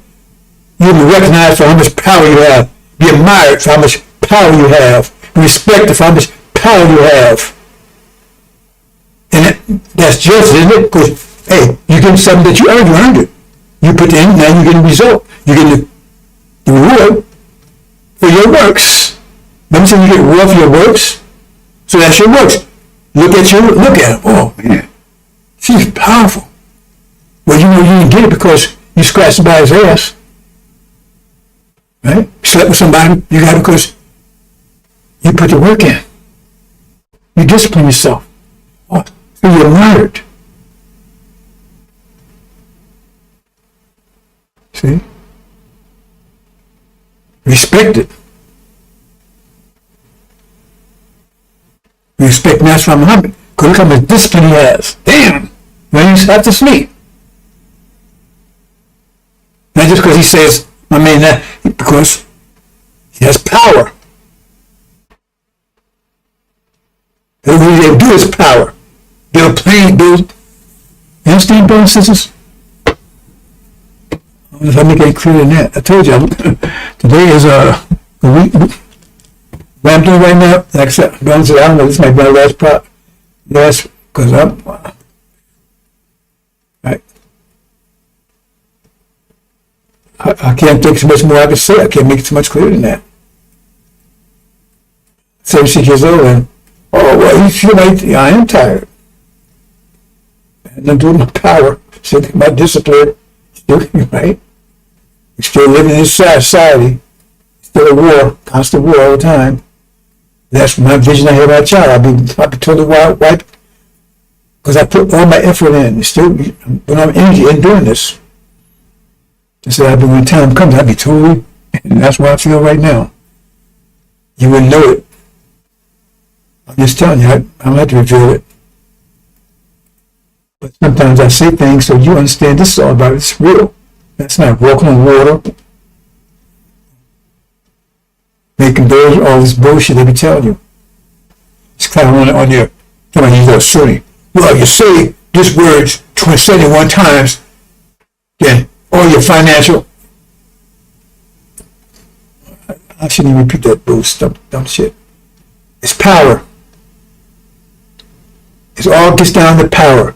Devils had power, and they was doing all kind of stuff. The Farrakhan said, you should be doing that. You could say, I ain't gonna steal anymore. I ain't gonna kill anymore. I ain't gonna fornicate anymore. And that devil do all that. They got power, don't they? So how does that connect between them and power? See, he's full of shit. He don't know what the fuck he's talking about. It ain't that. We don't want you doing that. But if you apply the 5 pillars to get power, you can do that. If you don't use your power like that, but you still got a thing called consequence, don't you? Sure, that thing got consequence, but if that's where you want to use your power, you can use it that way. That's not stuff getting power. Discipline is how you get it. Not because you're not eating, because you're not eating pork. Not because you're not fornicating.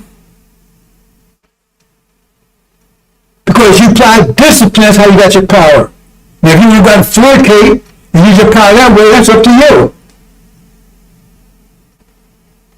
Sin is going against your own nature. Now, I hope I explain this clearly to you. We don't want people that's going out there that's going to use their power that particular way. We're going to make sure those don't get into our land. But we have to have enough power to keep them from overpowering us to make it anyway. I thought this is not simple, brother and sister. It is simple, but on your level, it's complicated. Simple to me. Has had more power than them to control them and to keep them from coming in, but their power is based on their discipline, not because they're in pork. And we don't want, if you want to do that's going to hurt you. They have nothing to do with your power, because those got power, pork, and all that stuff. How much power they got? That ain't no fuck what the fuck he's talking about. Keep listening to him. Has nothing to do with that. That's one of the signs they did. That's why I chose Adam to tell you what the difference is that's the quality of your power, not the cross of your power. Your power is the law. That's what it says. Let me see if I can find that. And then I'm going to close, brothers and sisters. See? Because they actually say it. Give me a second here, brothers and sisters. Let me close. I ain't telling about going pork and stuff. Don't. Somebody can say, oh, I say no. I ain't saying that. You're a fool and mess yourself up that way. That's your business. Right? And that person is sin right there. Because you act over yourself. It has nothing to do with your power.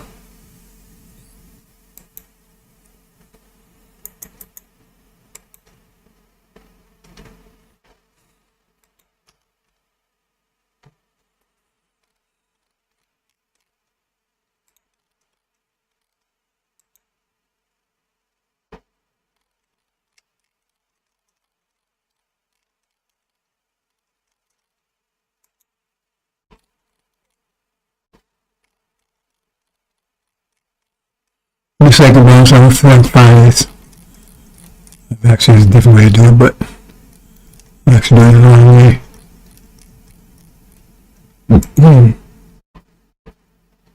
Not that one, suppose. Not that one there.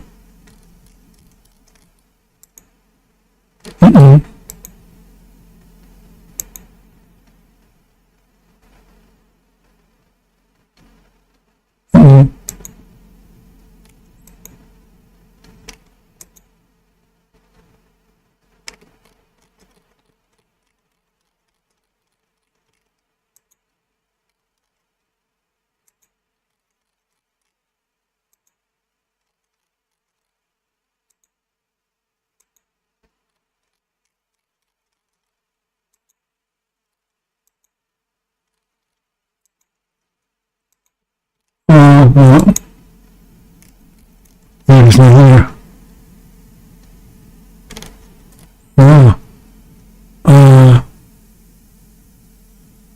Let me try something else. My second dose is, it's 2 parts, but I'll find this.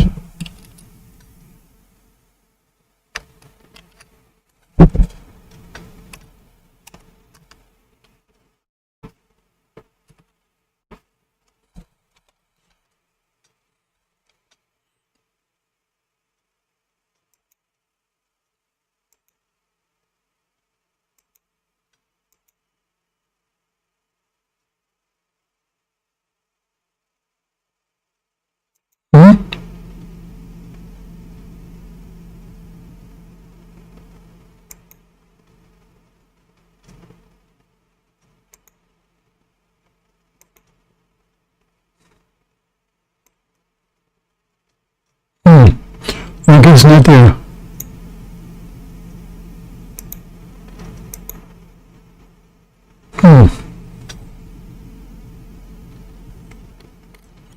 Okay. Let me check something else right quick.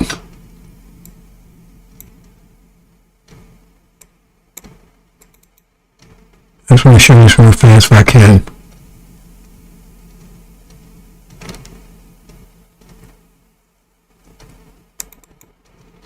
Should be here.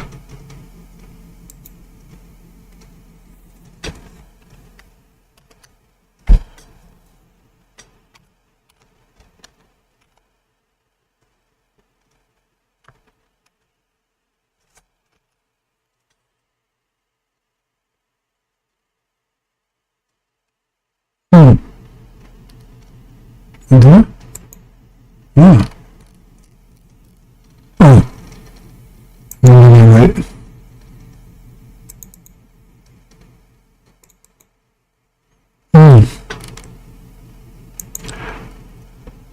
Call me a second, and I can't find it, I just let it go.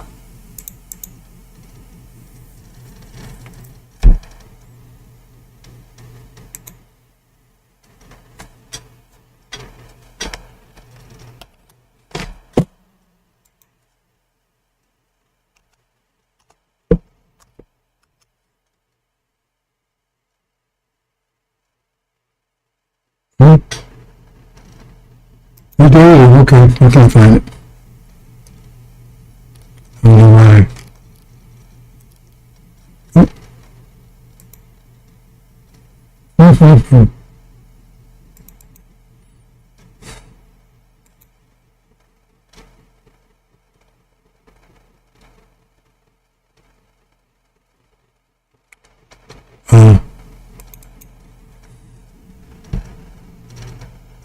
Somehow I lost it, but apparently I did. Try one more thing here.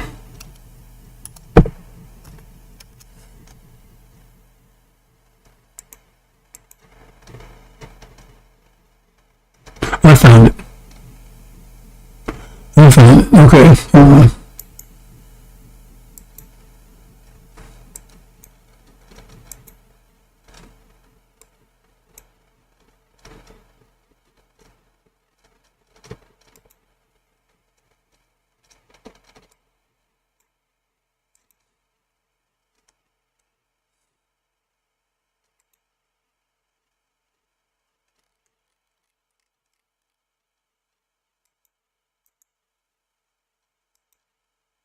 Okay, put it down.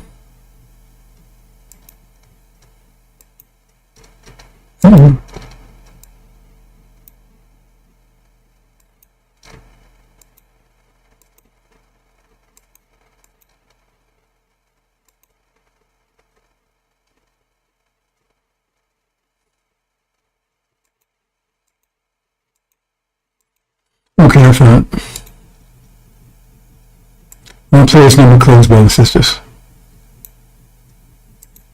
Oops. And I'll finish up tomorrow, hopefully. 1.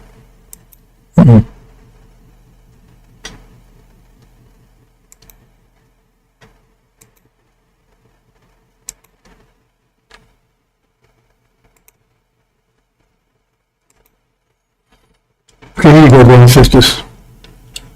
Now, this is Joshua, right? So Old Testament. And this is what it says here. These are the message of covenant. So this is what it says here.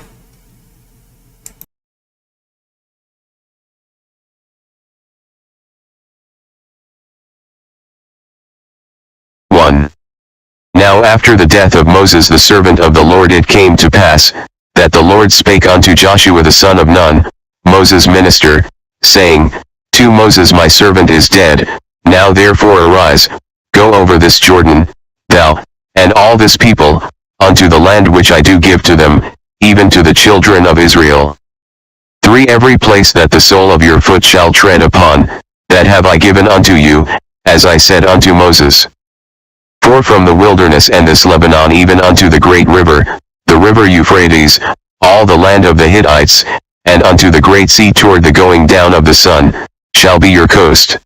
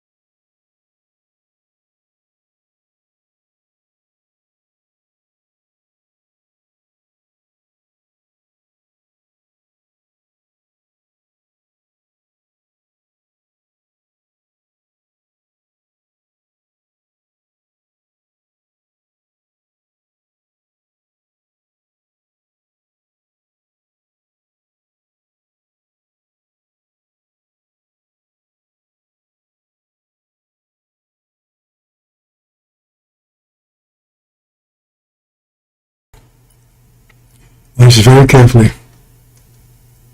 Okay,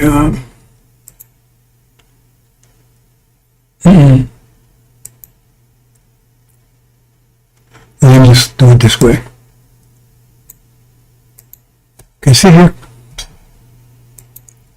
And we're seeing here, let's continue with what I just showed, right? It says, no man shall stand before you all the days of your life. Talking to Joshua, right? As I was with Moses, I will be with you. So they passed it right past Aaron. Remember? Fire cleans Aaron. It went straight from Moses to Joshua. Aaron didn't get out the wilderness. He was destroyed with fires in the wilderness. I will not leave you nor forsake you. Be strong of good courage, for to this people you shall divide as inheritance the land which I swore to the fathers. See, fathers shall not go anywhere. To give them. That's the covenant. What's the covenant here?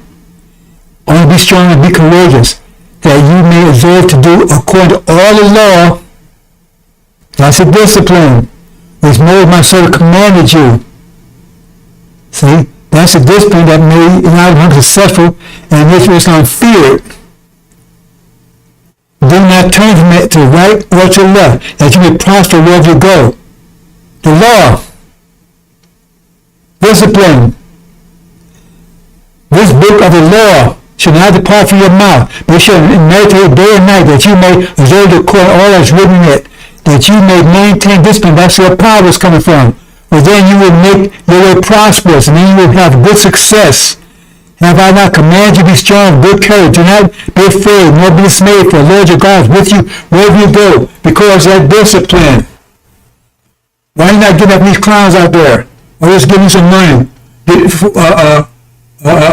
some Scientology, some engrams. Here it is, brothers. I told me creative. I can't. I don't think I can make it simpler than that. Okay. Discipline. There's some discipline in eating the right things, so they do. But that's not the core of it. Discipline. The 5 pillars. 5 pillars don't tell you what to eat. Tell you about fasting, how to eat, now what? Discipline, all this about discipline. How to manage your energy. If you do it, you will not be worried about anything. Be courageous. I will not forsake you. So no one will be able to stand before you because of the law. Now that shit started talking about, well, I swear I'm not going to do this, no, I swear I'm not going to.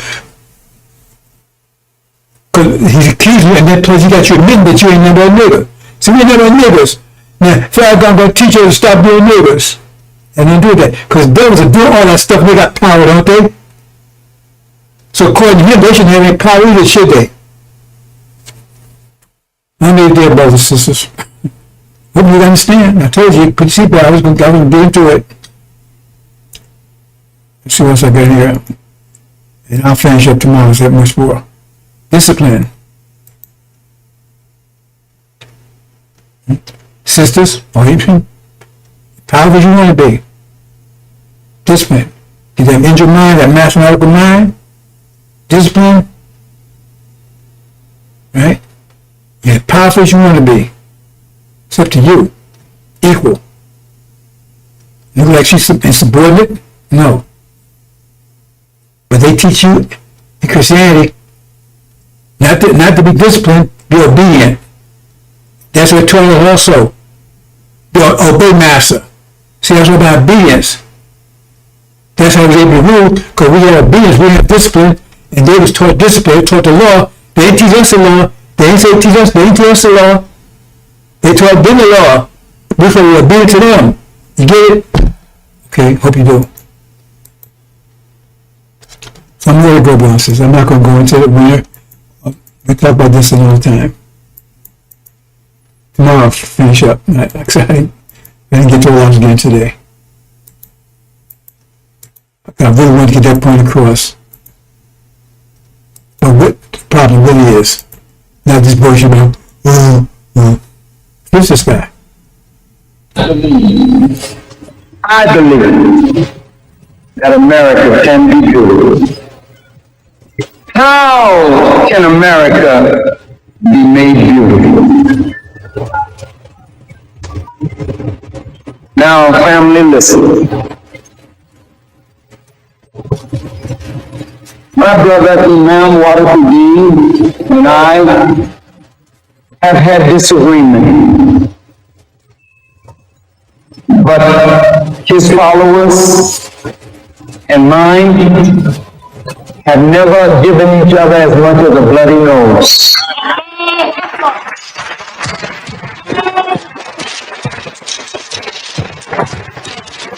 Because in spite of our differences, there's a deep love in us. We don't like the things about our nation that is not good, but I don't want to live anywhere else. I want America to be made right. I don't want to see America go the way of Rome and Babylon and Sodom and Gomorrah. But why won't you go that way? If the men of religion and the women of religion keep silent.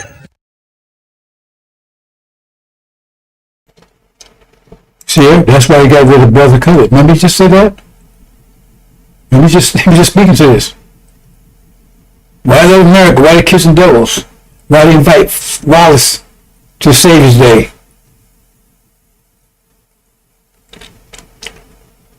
So if you got eyes, you can see who his clown is.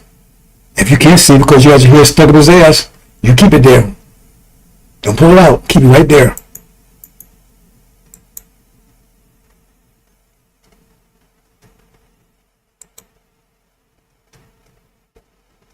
These are all obstacles. They're there to keep you blind to power. See, he's ready. With America and Sunni, the same thing for all time. They all got the same thing in common, these people. All keep you distracted. Keep you focused on and under control of the devils. Keep your devil mind.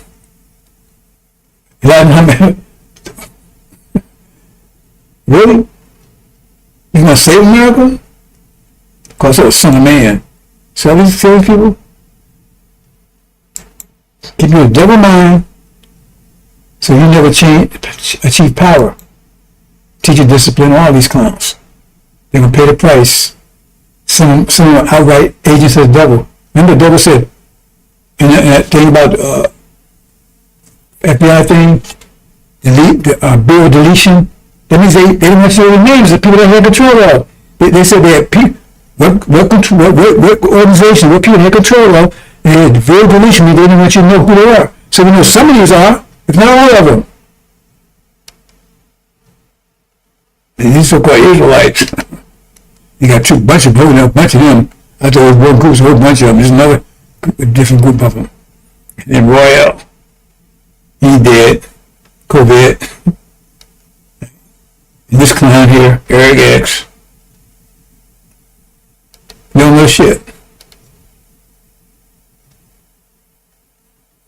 My God. Well, my sister's slowing down here. Slow down, they involved in it. Right? Look at it, stupid, don't know shit, talking. Have no idea what he's talking about, and now people are in trouble. That's why you're going to flee, because when you find out, when you see the abomination, when you finally recognize it, it's going to be almost too late. And this clown, Silas, he's Son of Man too. And Melchizedek, oh, he's the God. Don't go fools. This whole cast clowns.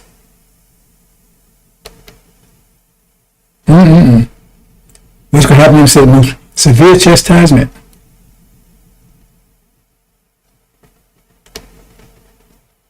And this clown here. Because if we don't own the land, if we don't support the farmers, This clown. Then he came in from Britain or something. Man, I don't know. because if we don't own the land, if we don't support the farmers, that inflate the ecosystem to feed the people. And how will we ever be free? But we keep getting sucked into this bootleg black excellent bullshit, pushing that on people and these fake ass organizations that are getting paid by these entities. You understand me? That have all this money and have all this fun and can't do anything with it. That actually matters. This is the fundamental problem that we have in the first place, is that we became so dependent upon the government, that they became the sugar daddy of the people. Well, how come the people can't support the people? What is the point of pointing out that Nas has $1 billion casino being built up, that Jay-Z wants to build $1 billion casino? Is it going to feed the people? See, I've been doing my job. I've been teaching the people to free the people. Then we built out a platform so that we can organize on the back end. I'm not talking about no fake ass just backpack giveaways. I'm talking about creating sustainable things, because we've been turning black power into performance. Let me perform a little segment. This would be good for my business, and people always ask me, yo, what's your business model? I got a people model. I think about what's good for the people, and I just do it. I done put up all my money to make sure that we can go educate people around the world, teach the people to free the people. That's always been the model. It's always been the model. But right now, we have us utilizing our media, and the only thing that we're organizing is temporary solutions. And this is because the activists want you dependent on them and say, man, I fed you and you were down a little bit, now vote for who I want you to vote for.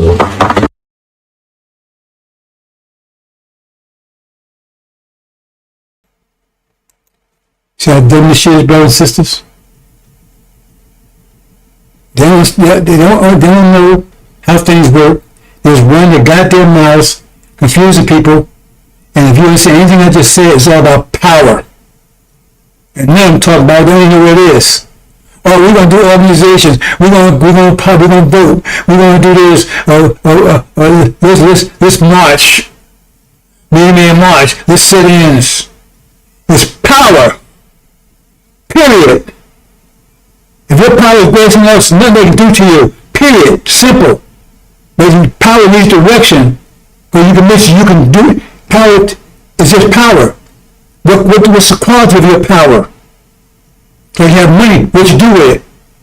So discipline gives you power. Now what's the quality of your power? You're going to use it to make mischief blood like the devils have done? You're going to use it to get vengeance on your enemies and then build you a great nation? What's the quality of power? That's the gods. But first you have to get power, otherwise the rest is bullshit. And I just showed you how to get it. 5 pillars. The angel. Power and direction. Leave it there.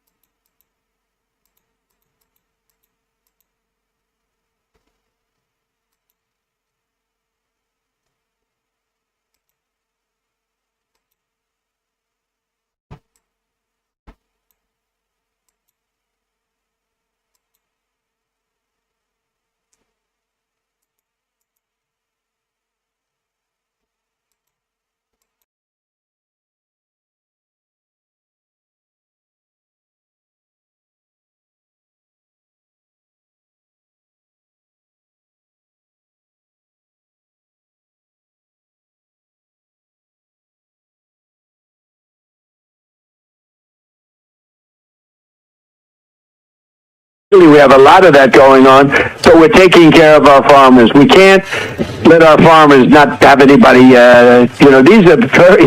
these people, you can't replace them very easily. People that live in the inner city are not doing that work. They're just not doing that work. And they've tried, we've tried, everybody tried. They don't do it. These people do it naturally.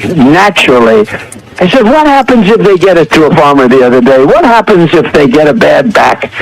He said, they don't get a bad back, sir, because if they get a bad back, they die. I said, that's interesting, isn't it? Well, you heard that. Donald Trump is a believer in eugenics. He believes that white people are the superior race. And inner city is code for black people. And he believes black people cannot now work on the farms. I guess they're not good enough for that. So Hispanic people can do it because they have the backs for it. This is what this man is saying out loud in interviews. He is a racist. It's been proven time and time again. The man had Mein Kampf on his bedside table that he would read at night. Enough to let you know where he stands on that. Just more outrageous, racist things from Donald Trump. They want to arrest those who can do the farm work well until their backs give out. And then he'll probably ship them to El Salvador or some other country. Just more vile statements from the president and let you know where he stands.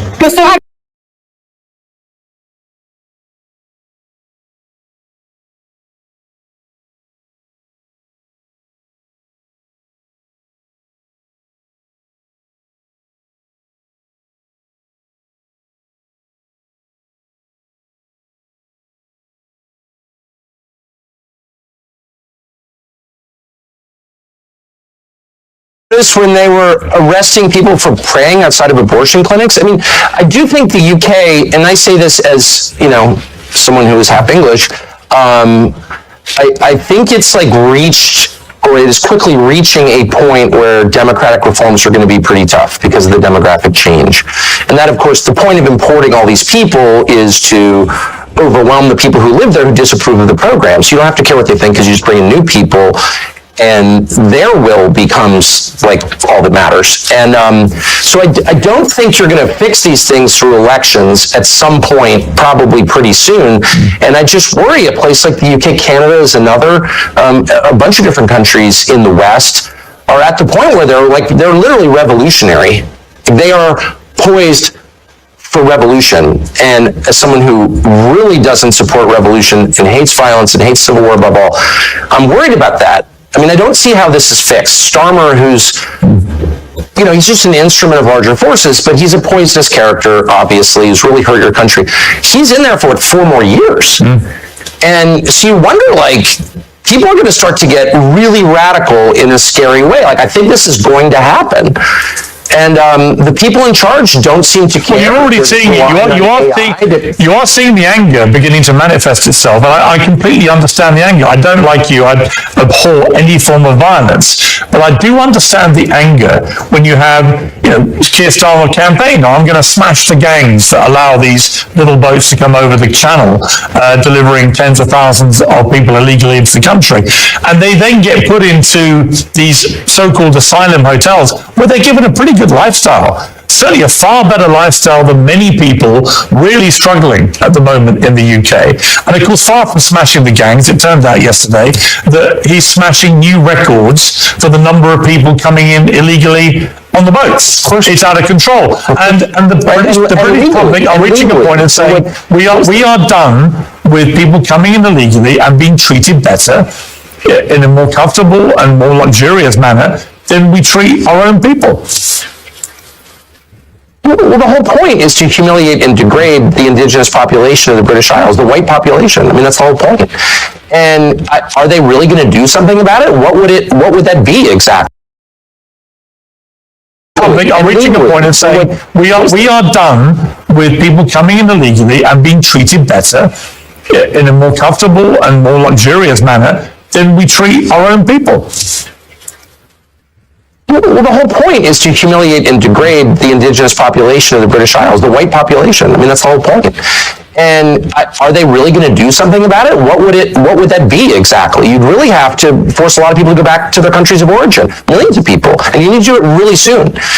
And are they actually willing to do that? I don't know, but these are existential questions that we have been browbeat into ignoring for decades. But the question is, like, is Ireland Ireland? If it's majority non-Irish, oh, shut up, they're Irish. No, they're actually not Irish. Same with the UK, same with England, Scotland, Wales. Like, it's all changing so fast. Nothing like this has ever happened in all of history. except when, say, the Mongols swept across the steppe and raped everybody. Like, that was true demographic change on this scale. But even that wasn't as profound as what we're seeing in every white country around the world. I would say the West, but Australia and New Zealand also. So, like, what is that? Now, my brain is not big enough to understand what that is. I have a lot of theories about it, but I don't know if they're true. All I know is what the numbers are, and that's real, and no one feels that he can say it. Everyone's like, oh, well, if that were happening in China or India or Malaysia or Senegal, it doesn't matter. You'd be like, what the hell is that? Like, the population's totally different. Look at graduation. Pick, I don't know, King's College Law School, and look at the graduation picture for the last 30 years. Who's in it? Just like, let your eyes tell you the truth for once. Like, this is a total change in population. Is it better? Is it worse? Can't have that conversation. Who's pushing this? Does the population want it? The population clearly doesn't want it. There's no polling that's meaningful on the subject. I mean, there's no referendum on it. You don't get to decide. You've got no voice in it, other than you get to go to jail if you complain loudly enough about it. What is this? I think it's the biggest and darkest thing that has happened in the last 1,000 years, for sure. And I think it's leading somewhere really, really bad. It's not happening by accident, that's obvious, because it's only happening in white countries. I mean, I think that... Oh, shut up, white supremacist. In fact, I'm not a white supremacist. Well, I'm just noticing what the hell's going on. I think most people I've spoken to about this in the UK, most people have always viewed the UK to be a very tolerant, multicultural, cosmopolitan place to live. That's why so many people want to come here. And people have no problem with that. And it's been very successful for a long period of time. But it's multicultural? What does that mean? We have a lot of different people from different countries, different cultures, and it's always worked historically. So is Sharia law, in a multicultural country, is Sharia law...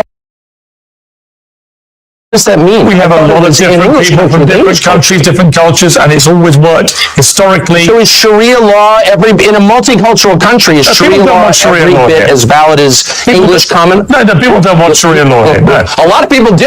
Wait, hold on. I don't know what you mean. Multiculturalism itself is the lie designed to subvert a society. No, a society has a culture. You can argue about what it is or ought to be. It's not necessarily the same as race. It's connected to race, but it's not the same. People from different races can buy into your culture. That was kind of the beauty of the West.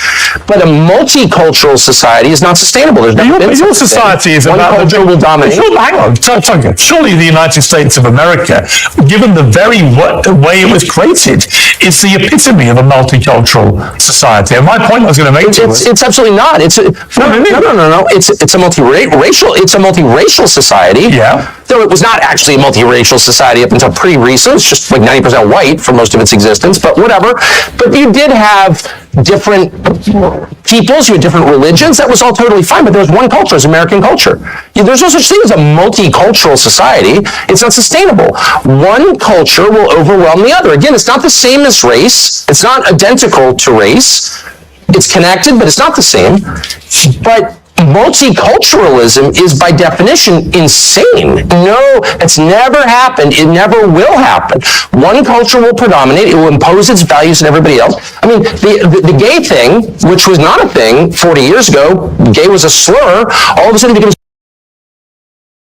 multicultural there. There's one culture, and it's required. And that's true in every society, because a culture is a commonly agreed upon set of values, which in their firmest form are called laws. But those values can evolve. It's true everywhere. Those values can evolve. Of course they evolve, but there's only one set of them. It's not multicultural. There's one set. You don't have one God in every society. Sorry. Your country's values were established by the United States Constitution, and that's had, 26, 27 amendments? Right, so your own values, as determined by the Founding Fathers, they have evolved and been changed to accommodate changing time. There's no doubt. Look, I'm not even arguing against change. That's natural. It's natural that people's views evolve. So the culture changes. When you're rejecting the laws of nature, then you're doomed. But let me just say, no, of course, societies change. I get it.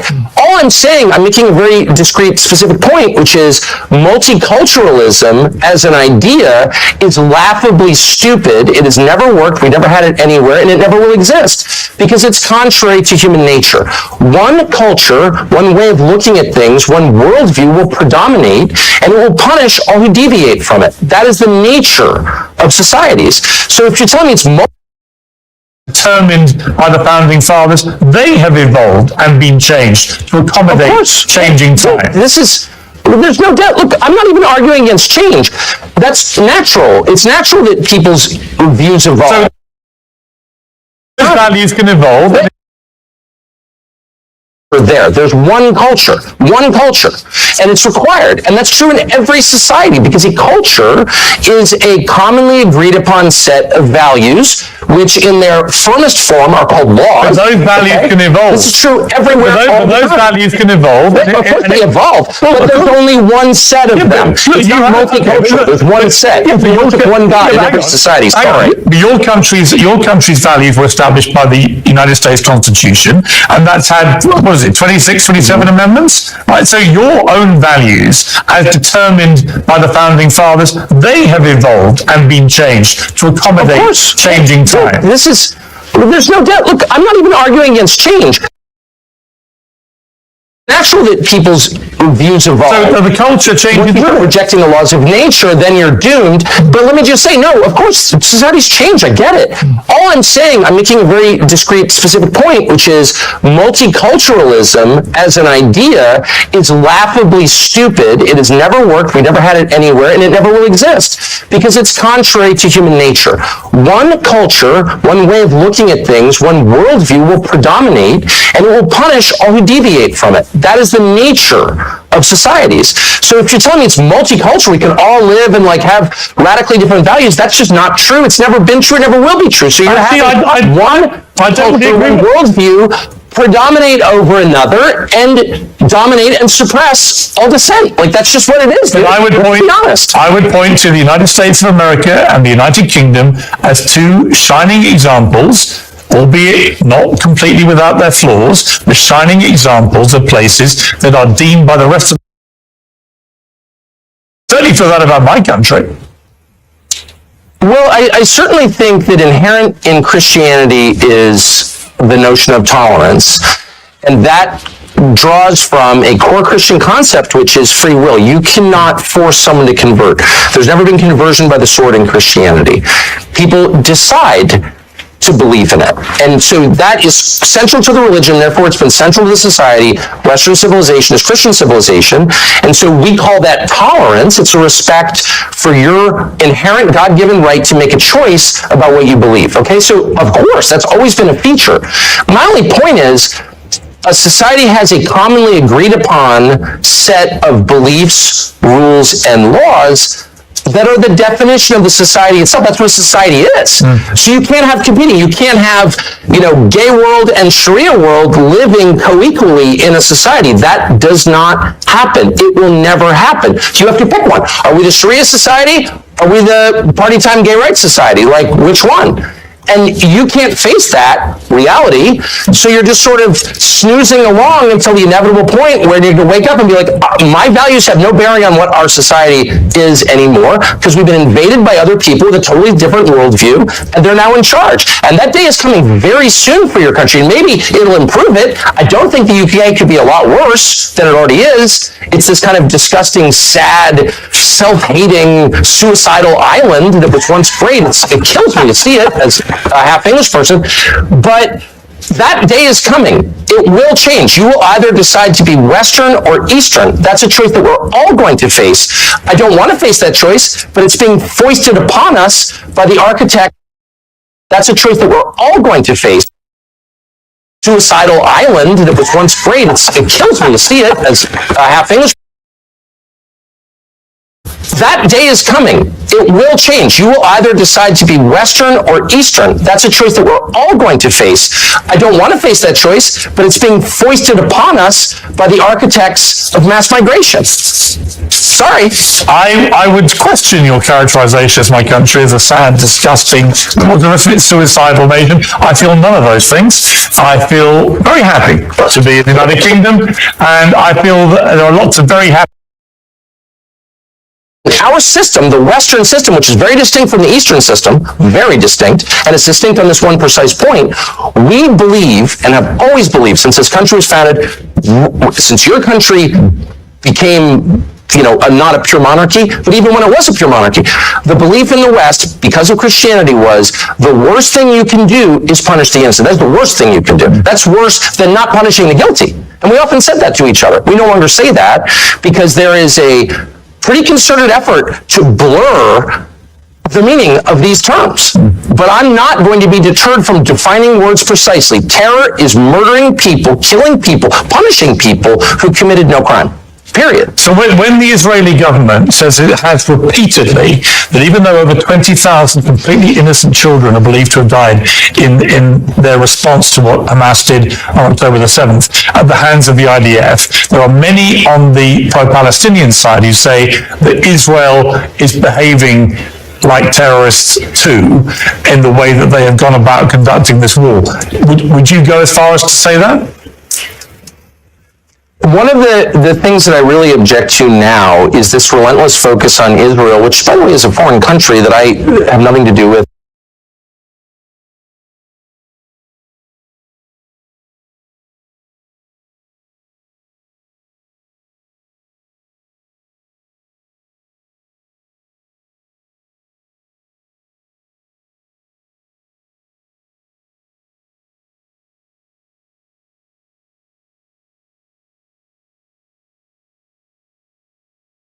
We've done this before.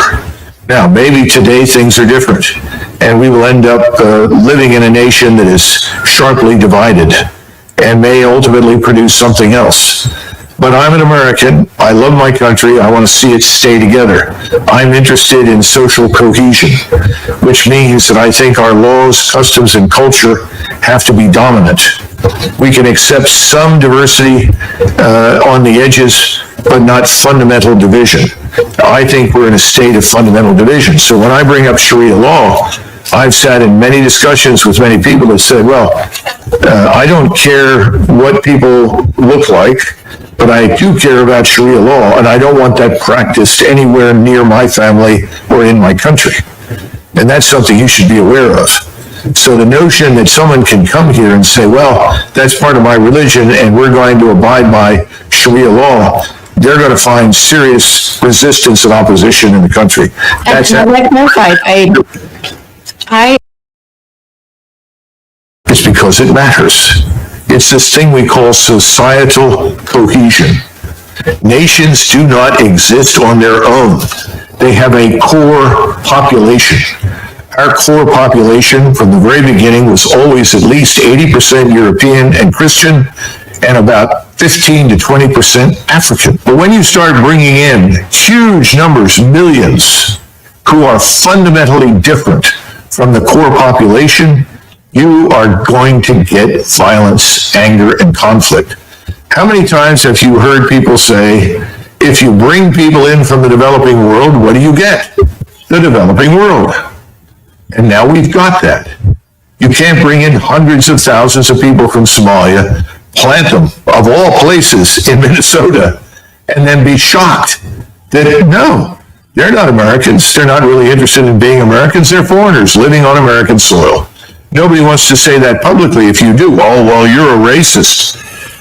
Well, you know, the world is full of racists. The real war that's going to decide our fate is not going to be fought anywhere overseas. It's going to be fought right here inside the United States. Are we going to survive as a republic, as an English-speaking republic that rests on the foundations of Western civilization? Or are we going to become something else? One point that is The Constitution was completed in 1789. I think we had 5 million people living in the 13 British colonies.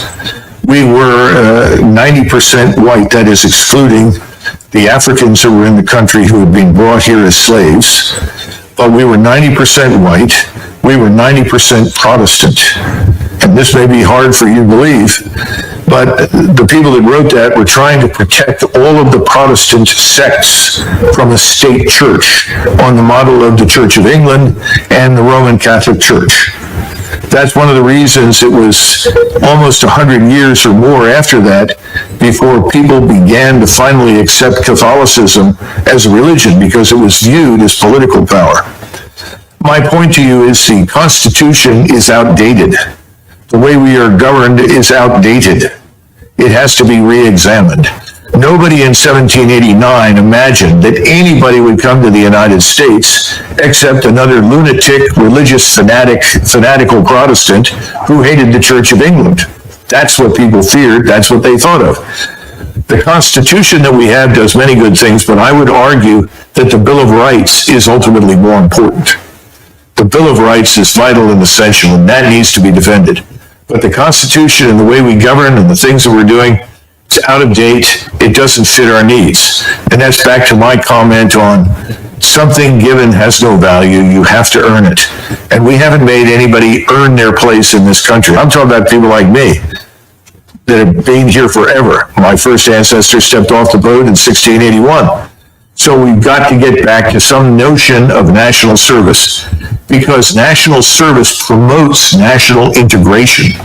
It addresses some of these problems that you're discussing. Now, I know that you may not want to conform and may not want to be as I am, but I'm an American and nobody questions that. Nobody ever will.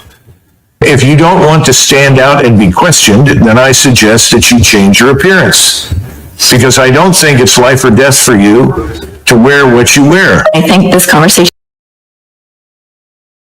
It's not fun, because it's leading to violence that could have otherwise been avoided. You see, every great nation, every large nation can always accept some number of people into its ranks that are different from them. It's always been the case. But if you suddenly import millions, which is what's happened here and happened in Europe, then you threaten the core gene pool. What I'm trying to tell you is there's a problem. And we can all think that there isn't, and you can insist there isn't, but that's the view. And I think it's incumbent upon all of us to address it truthfully and openly. Stop pretending it's not a problem. It's a problem. I mean, what's also a problem is white supremacy, and that's. No, because you're saying you're different, you're going to remain different, and you don't think that if that's not compatible with being an American, then the hell with it. That's what you're going to do. Well, then what do you make then of, white American people who convert, let's say, to Islam and choose to cover? Are they not American anymore? Listen, if they want to do that, that's obviously their business. I don't know how many are out there that do that. I think again, it's ill-advised. I think you have to hold the society together. There has to be an agreement on certain things, customs, culture, way of life. And unfortunately, if you're going to practice rigidly a brand of Islam that demands certain things, and this is why I asked right off the bat, do you support Sharia law? I'm a Muslim. What being a Muslim means is I follow the guidelines of my religion, which is a peaceful. Does your religion dictate to you Sharia law? My religion dictates to me to be a good human being, to be good to my neighbors,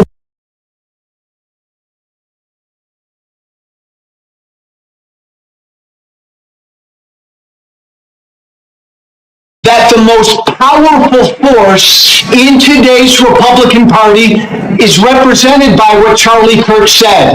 It is this drive to make America a white Christian nation. I got to tell you, this is what they say privately. This is not what they say publicly. This is what Charlie Kirk said publicly. And Joe, again, one of the reasons I wanted to have you on, because you know these people very, very well. Yeah. You said it yourself. You were one of the strongest voices. You were one of the folks who understood the incendiary language when you were in Congress, when you had your radio show, and how people loved when you did it. And then when you chose to apologize for that and turn away from it, oh my God, they literally have just tried to destroy you because of that. Yeah, again, you know the deal, Roland, right? I came out publicly against Trump 7 years. For 7 years, I put up with death threats on a regular basis. Nobody is welcome in that party unless you bow down to what this force is, this MAGA force. And again, look, there have been some people on the left who've celebrated Charlie Kirk's murder. Shame on them, be better people, but this is much worse, Roland, what my former friends are doing on the right, because they are turning this into a holy war. When you say we declare war on the left because of what some 22-year-old young guy did in Utah, and then you declare war on the whole left, that's a lot worse than celebrating Charlie Kirk's murder, because that's dishonest, but that's also inciting hate and violence. And Roland, look, Trump's an idiot. So yeah, Trump says the left, the problem in the country is the left. J.D. Vance is not an idiot. What did J.D. Vance say today, right? He was subbing for Charlie Kirk on his radio show, and he spent the entire show going after the left, going after them, they, them. Man, Democrats need to wake up, Roland. This is a really serious deal by my former colleagues. The stuff that I hear privately from them right now, Roland, for the last 5 days, they want to go to war. This is a holy war.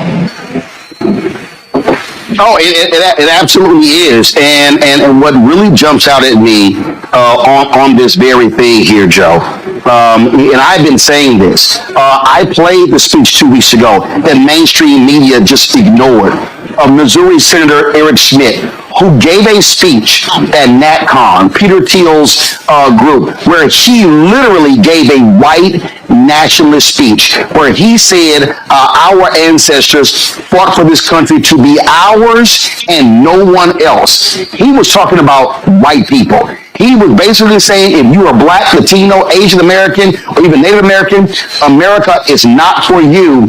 And folks just ignored it. And so people need to understand, again, what they're saying, why they're saying it. And yes, there are many evangelicals, any very conservative white Christians who are pushing this as well. And you nailed it. They want a holy war. They want a race war. They want this to be a white country. It is clear as day.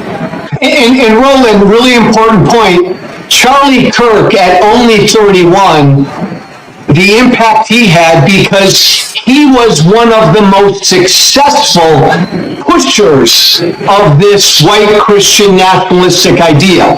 And so I think that's why all of his defenders are out there so strenuously denying he said anything divisive, because they know if you really go through Charlie Kirk's public record, everything he said about people of color and Black women and Muslims and gays and transgenders, if people took the time to go through all of that, and that was put out for average people to see, they'd be blown away by it. That's why his defenders are like supercharged right now. They don't want that record to be seen. Today, you mentioned, and I mentioned as well, Vice President J.D. Vance sitting in to do his show. And listen to this man just blatantly lie, Joe. Play it. I read a story in The Nation magazine about my dear friend, Charlie Kirk. Now, The Nation isn't a fringe blog. It's a well-funded, well-respected magazine whose publishing history goes back to the American Civil War. George Soros' Open Society Foundation funds this magazine, as does the Ford Foundation and many other wealthy titans of the American progressive movement. The writer accuses Charlie of saying, and I quote, "Black women do not have brain processing power to be taken seriously." But if you go and watch the clip, the very clip she links to, you realize he never said anything like that. He never uttered those words. He made an argument against affirmative action as a policy. He criticized a specific Supreme Court justice as an individual. He never said anything about black women as a group. He made an argument for judging people of all races and backgrounds by their own individual merits. Bullshit. Okay, Joe, this is actually what he said.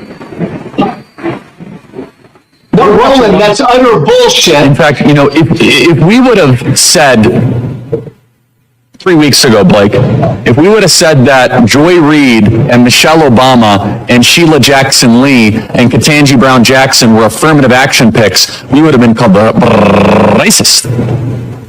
But now they're coming out and they're saying it for us. They're coming out and they're saying, I'm only here because of affirmative action. Yeah, we know. You do not have the brain processing power to otherwise be taken really seriously. You had to go steal a white person's slot to go be taken somewhat seriously. Play cut 52. But I rise today as a clear recipient of affirmative action, and particularly in higher education. I may have been admitted on affirmative action, both in terms of being a woman and a woman of color. All right, Joe, he literally said it. Not only that, Vance lied. Soros is just not fund the nation. So he sat there and flat out lied. And Roland, remind me, what's J.D. Vance's job? He's the vice president, and yet he had time today to do a radio show for a former right-wing podcaster. I mean, look what they're not even, Roland, they're not even subtle about it, what this White House is doing. They believe, man, the path to victory is fear, hate, and division. And that's what they're putting out there. That was Charlie Kirk literally going after 4 accomplished black women by saying they didn't have the brain power to get where they got. This is what he believed. And this is what MAGA believes. And that, again, Roland, broken record, that's why Charlie Kirk was so damn successful. Why he had such a big audience. Yeah, and not only that, you take Nick Fuentes, who's to the right of Charlie Kirk. The night of or the day after Kirk was shot and killed, Fuentes had 200,000 people watching him live. And so what you have this fervor. And so when I listen to Trump and Vance and all these people talk about, how the left, they're indoctrinating. No, and you know this very well, the indoctrination. We've had people who formerly with Turning Point USA put out videos talking about how it was really this cult-like figure, this messianic figure that they sort of set Kirk up as, and how they want them to follow that. And so that's what's going on here. These people are not trying to have open dialogue. And not only that, Joe, you take Trump, okay? Trump was very clear in saying he was not going to call Governor Tim Walz after those 4 folks were shot in Minnesota. 2 were killed, including former Speaker of the House and her husband. Now today he's saying, he never even heard of Melissa Hortman, and if the governor had asked him, he would have, of course, lowered the flags to have staff. I'm sorry, he's also lying. He knew about her. He knew about the shooting, but he was so arrogant that he said, 2 Democrats, a Democrat Speaker of the House, shot and killed. Yeah, I don't care, but lower the flags to have staff with Charlie Kirk. Flies body on Air Force 2. Do a memorial service at the Kennedy Center. Do another one at the Arizona Cardinal Stadium. Give him the Medal of Freedom. And I'm telling you, they're going to give him a state funeral. That's what you're seeing right now. And then you got Peter Hegseth going after members of the military who said anything negative in the aftermath of his death. You've got Kirk supporters creating a database of people of every social media post, and then even Vance saying in the podcast, you call their employer. So the so-called free speech people, all of a sudden are saying, if you say anything negative about Charlie Kirk, after what took place last week, we're going to come after you, come after your job. I thought they hated cancel culture, Joe. Yeah.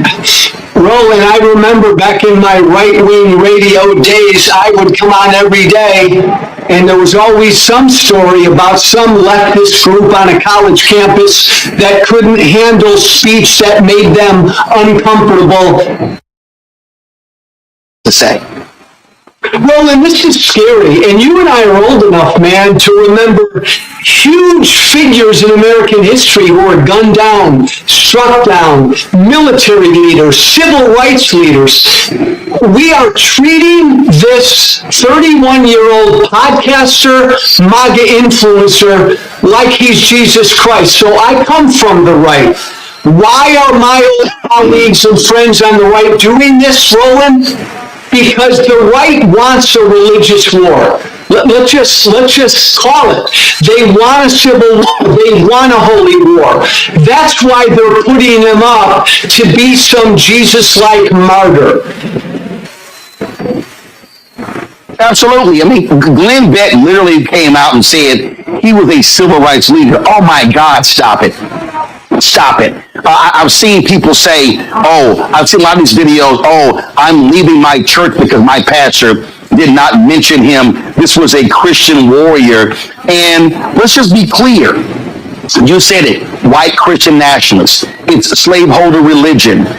We heard a lot of this stuff during slavery, during Jim Crow, things along those lines. And this whole idea about, it was about debate. It was about, exchange of ideas. I mean, come on, let's just stop it. And so we see what's going on here. We see the games that are being played. And then what gets me, Joe, is this whole deal of, oh my God, the left, how they indoctrinated him and the accused killer going to a university. The dude was at a university for one semester, Joe. You're trying to tell me that one semester at a mostly white institution in Mormon, Utah, which is not a liberal bastion, somehow just radicalized him? I mean, it really is showing folks the hand they're trying to play. Yeah, and I think even on top of that, Roland, I think it was like some technical school. So it wasn't some crazy liberal arts school for a semester. Look, cut through all the BS. The Speaker of the House, Mike Johnson, has publicly said that America should be a white Christian country. This is what animates my former party. Roland, you know me, right? Tea Party Hellraiser. I don't come from the left. I left the Republican Party when the Republican Party became MAGA. And my fellow Democrats and folks on the left need to understand, now these people are on the right. Now this is MAGA.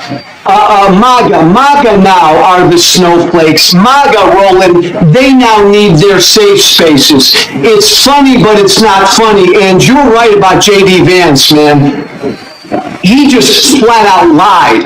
I mean, the last 30-year history of political violence in this country, the vast majority of it is right-wing. It always has been. And they put out this lie that it's only on the left. It's not even, Roland, a both sides problem between the left and the right. There is political violence on the left, but the vast majority is on the right, and they know that, and they're lying because they're trying to inflame their base. And Roland, I hear from their base every day, and let me tell you something, they are inflamed. I mean, they are ready to march and grab their you-know-what. This is a scary time. It is, and folks need to understand what is certainly at stake. Joe Walsh, I appreciate you joining us on the show.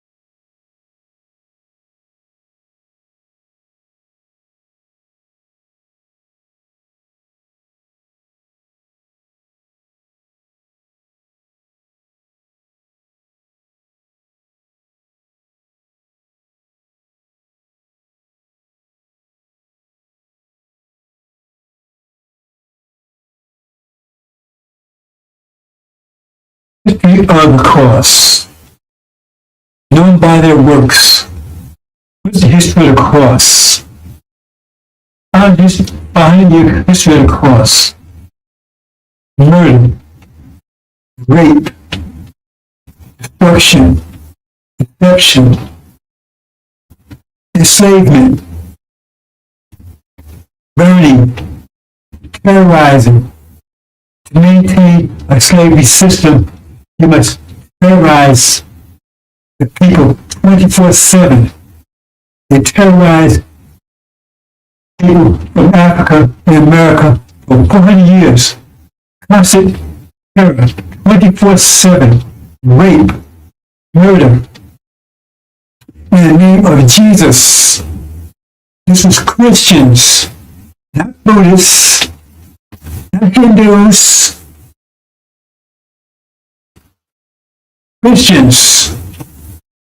Christians, in the name of Jesus. They said Jesus cursed black people.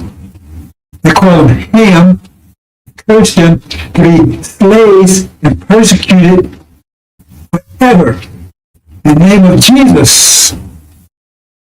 Raped our women incessantly. Pissed in our mouths. Made us eat shit. And they took and tried to clean up, I get, well, not clean it up, but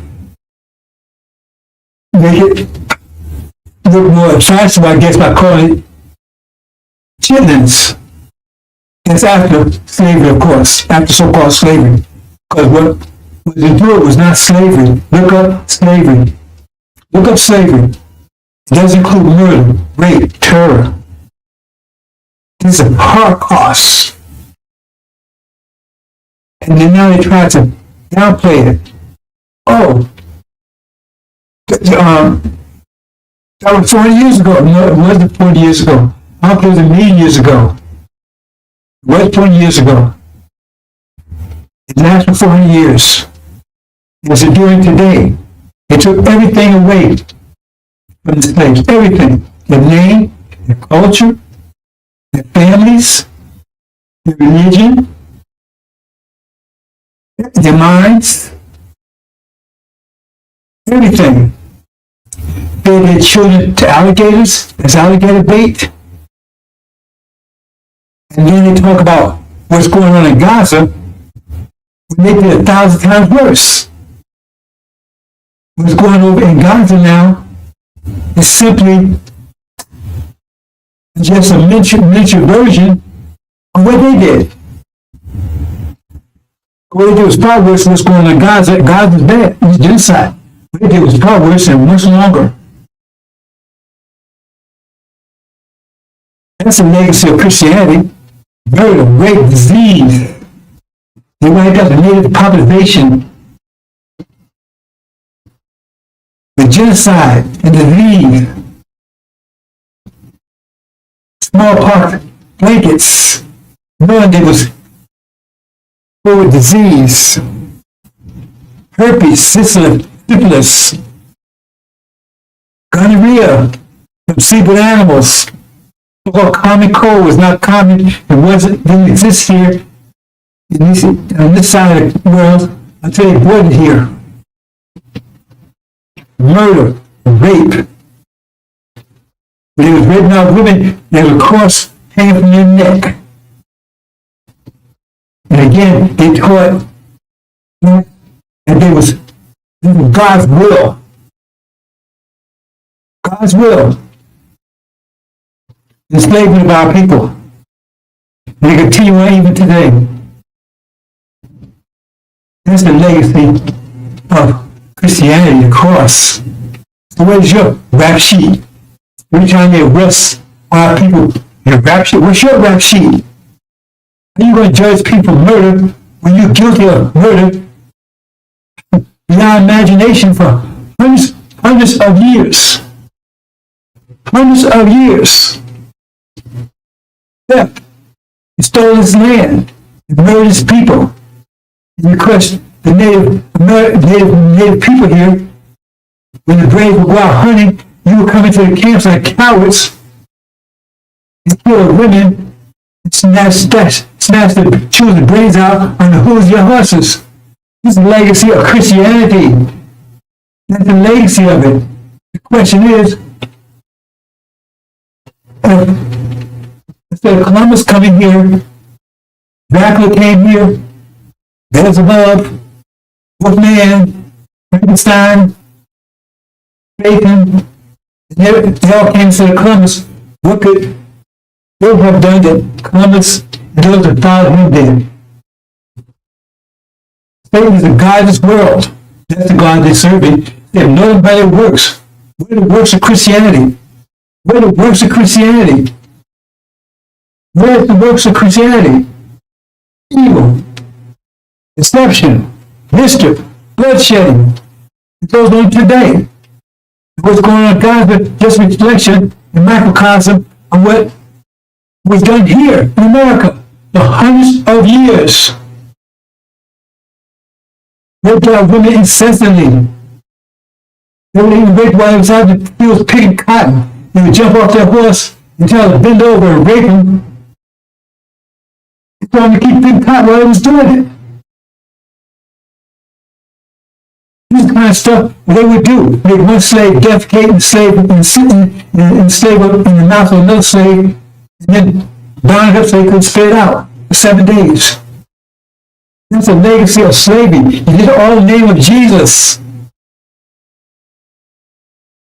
There's a legacy of slavery. Legacy of slavery. 40 years plus. Legacy of Christianity. Legacy of the cross. That's the legacy. That's the true legacy. So whose works are those? Who are you serving? Who are you serving? Legacy of the cross. What's your rap sheet? America? Gog? What's your rap sheet? Magog? Britain? What's your mention? What's your rap sheet? Antichrist, false Israel. What's your rap sheet? Then they colonized Africa.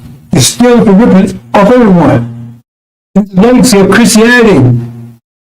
It's been ruling for over 500 years. And now, the threat of nuclear war. They finish off everything. That's a legacy of Christianity in the name of your Jesus.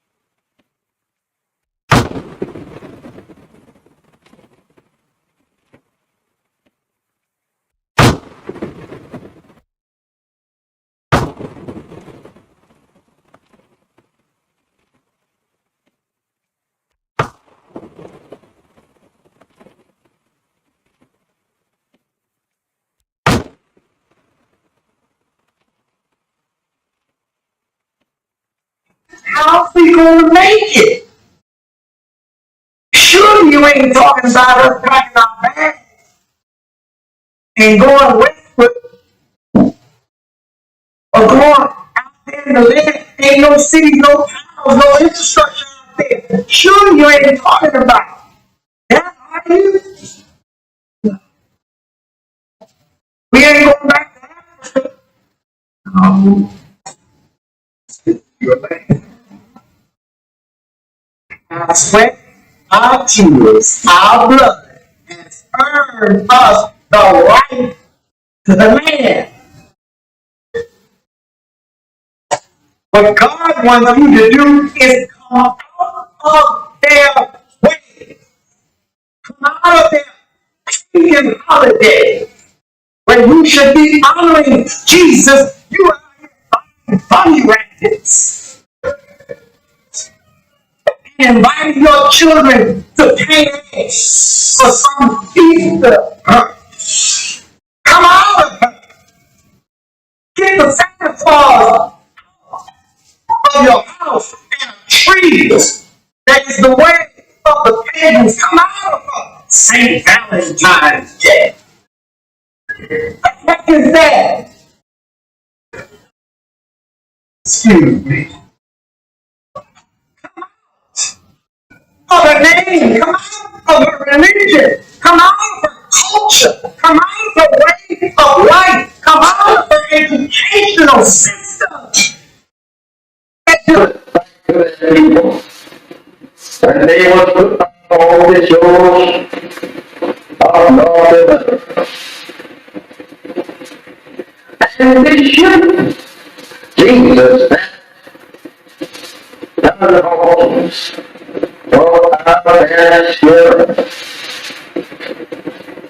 They stood and said, it is a parent. And behold, I wanted to return. With their hands stretched out towards that ship, and tiding chained themselves bound together.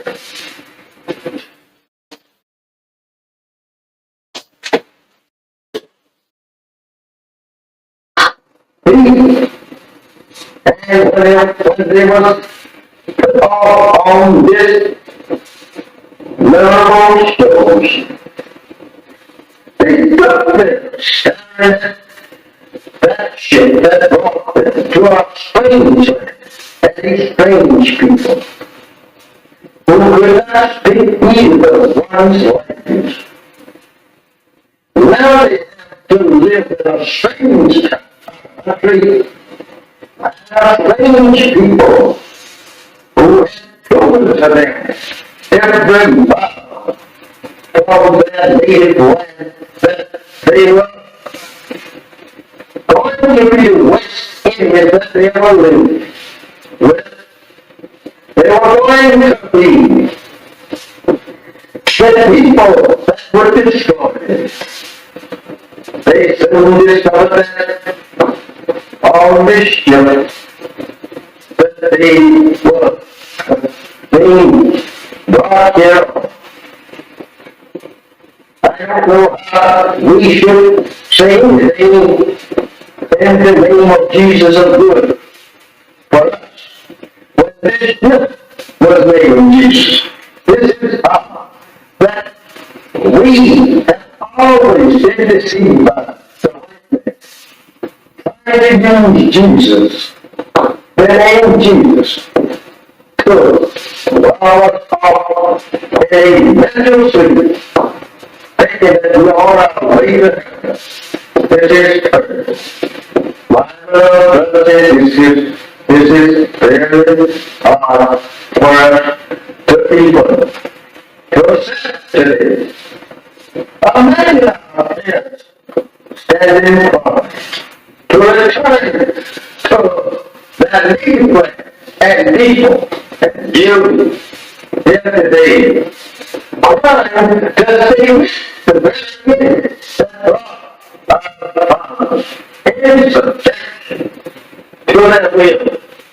You know what? Turning away from your ordinary plan and turning it back towards our Christmas house and our and it who hath destroyed us and seeks to destroy us.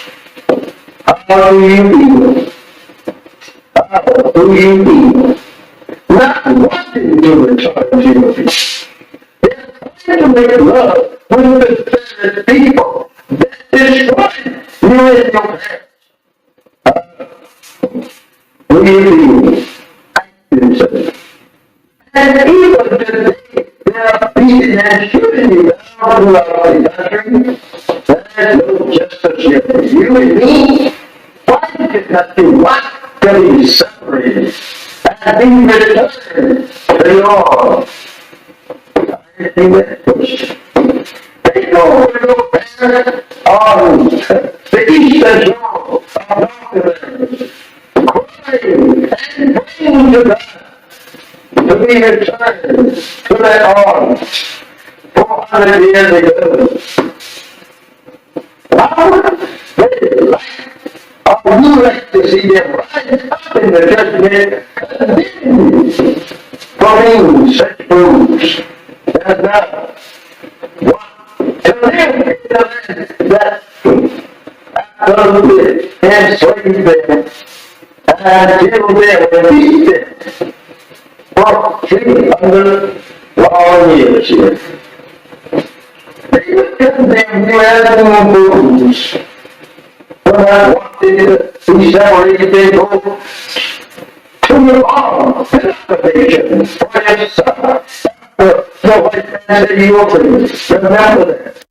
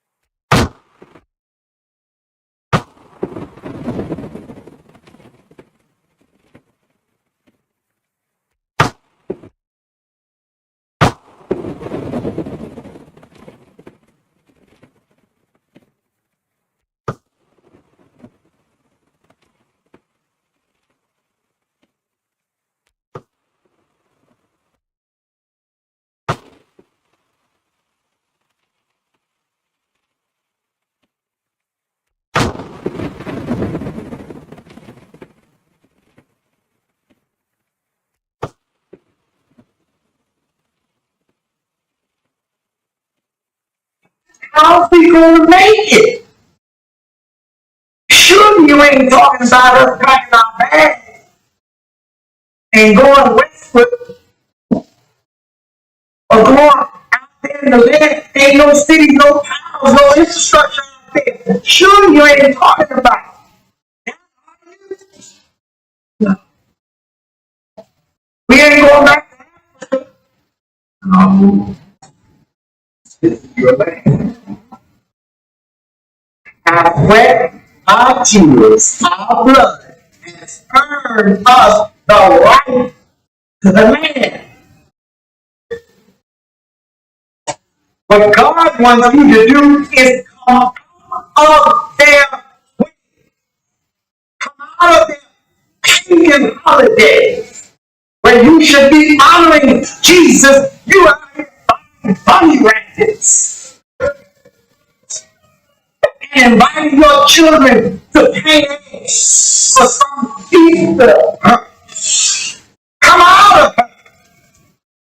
Get the Santa Claus of your house and trees. That is the way of the pagans. Come out of her. St. Valentine's Day. Is that? Excuse me. Come out of her name. Come out of her religion. Come out of her culture. Come out of her way of life. Come out of her educational system. People. And they will put all the shows of Lord. And they should. Jesus, none of all things. No power and spirit. They stood and said, it is a parent. And behold, wisdom. I wanted to return. With that hand stretched out towards that ship, and tidings showed themselves bound together.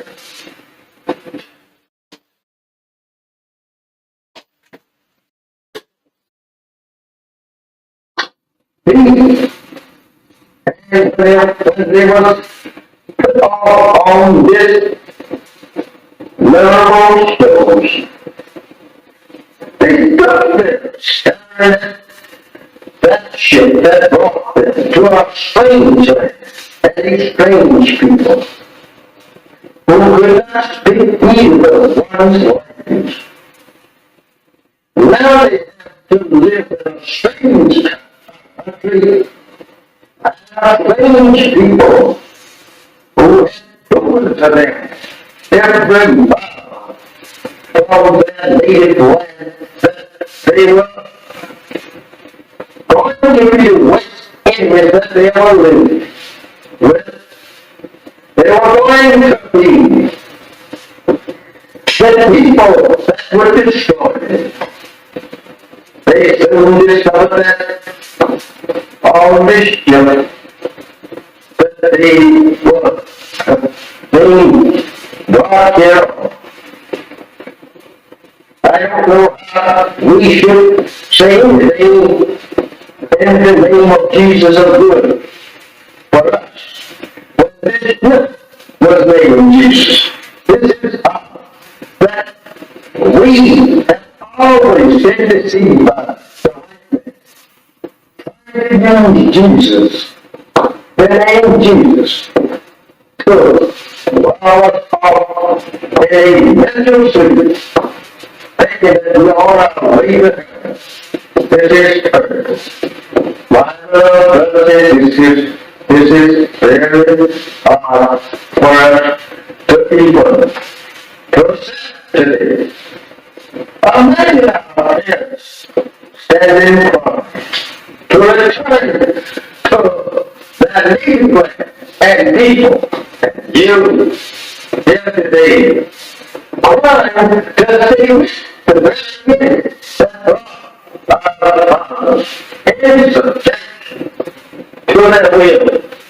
You and I, turning away from your ordinary life and turning it back towards our Christian house and and who have destroyed us and seeks to destroy us. How do you feel? How do you feel? Not wanting to return to your peace. They're trying to make love with the people that destroy you in your past. Do you feel? Acting so. And even today, there are people that shooting you down throughout the country. There's no justice here for you and me. Why is it that you want to be separated and be returned to your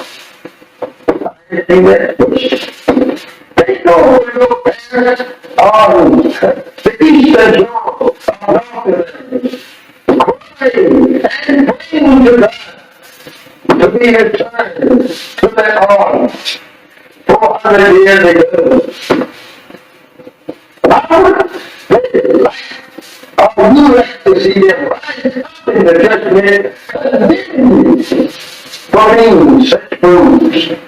And now, what to live in the land that absolutely enslaved them and killed them and beat them for 300 long years here.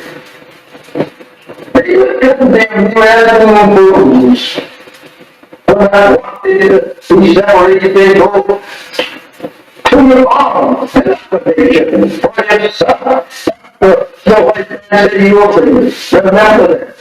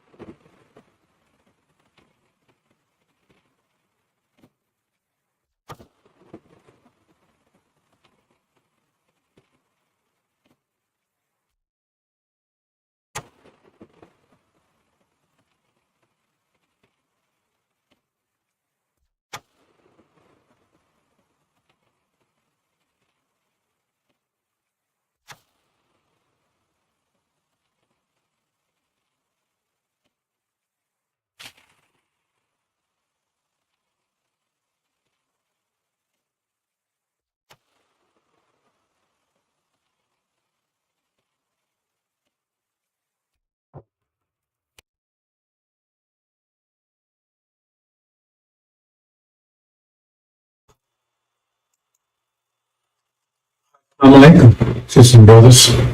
Salman Rahim here, Professional Covenant. Okay, brothers and sisters, it's been a year now. And Found him home after 40 years in Arabia, and I'm reporting to you from Arabia. Found him home after 40 years. So it's been a year now. There was an agreement made from slave master. He said, your choice. Stay here or leave. Right? So we chose our inheritance. Arabia. So we left. Half the original people decided they wanted to give up the inheritance and traded for a place in America. Affiliation with their former slave master. It's their choice. They chose, we don't want to go over to Arabia. We don't go over there sand and all that stuff. We want to stay in America. We've been here all our lives, been here 40 years, born here, right? And we can make peace with a slave master. Okay, so they decided to stay. And so after a year, right, we get reports of how things are going over there. And that sounds too good. How things are going over in America with their reparations. Because they was given 6 states, I believe.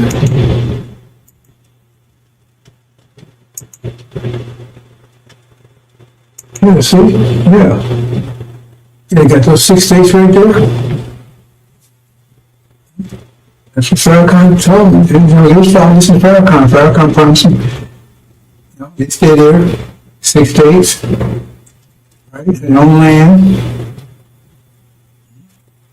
And they can make reconciliation with former slave master. They're not devils, not devils. They're human beings. They just had a rough, they were just, did some things wrong, but now they're gonna make amends and make reparations. So 6 states, and in addition to that, they gave everybody $1 million. Everybody paid $1 million. Thank you, Farrakhan. They're so happy. Thank you, Farrakhan. Thank you, Farrakhan. And you got 6 states. That's your promise us. We got 6 states. Thank you. Thank you, Farrakhan. I mean, this was a year ago. 6 states. Thank you, Farrakhan. Right? Everybody got $1 million. Everybody $1 million. They're rejoicing. Oh man, they're so happy. We made it. We got America, man. We got reconciliation for a master. We got 6 states. Everybody got $1 million. We're all rich. That was a year ago. We left. So we in Arabia. They still back there in America. And now we're getting reports a year later. This was the way it was a year ago, man. They were so happy. They were so happy. And now we get reports of what's going on right now. Let's see. Oops, he says a power failure. Great power failure in those 6 states. Power failure. And it's just those 6 states. So, and now they were big and massive. They came asking turn the power. Why can't they do it? Oh, Farrakhan didn't train anybody. He was telling about 6 states and never paid you for them. So nobody knows how to do it. How to turn the power grid back on. So these big man master, can you come out and turn this thing back on for us? I mean, you would think that if he told them 6 states of promising that he would have prepared them for, right? Their schools and education or whatever they needed. But I guess they didn't, because they said, oh, wait, now he's begging the former master to come and turn the power back on. Then what? This is all that's happening now. I mean, I'm getting these imports in now. A year later. It's like, they're coming in every hour. Power grid failure, right? It's a crop failure. All of a sudden, there's no, they looked at the farmers, when they're doing, farmers said, oh, so then, master, what's happening here? How come no, not crop? It turned out that the rain they gave them wasn't that fertile. A year later, how's it going? Crop failure. And now master, what's going to happen here? Right? And then, I mean, all these things, every hour that's coming in, right? And then they look, and they had, a year ago, they had plenty of food on the shelves, right? Now, they look there now, and all the food's gone. They're gone. And she said, what am I going to do here? Food's gone. The house is empty. So I said, Master, we need some food. Well, how come you can't produce your own food? I mean, you want your own country, you got your own states, that's your country, then you run it. What are you calling us for?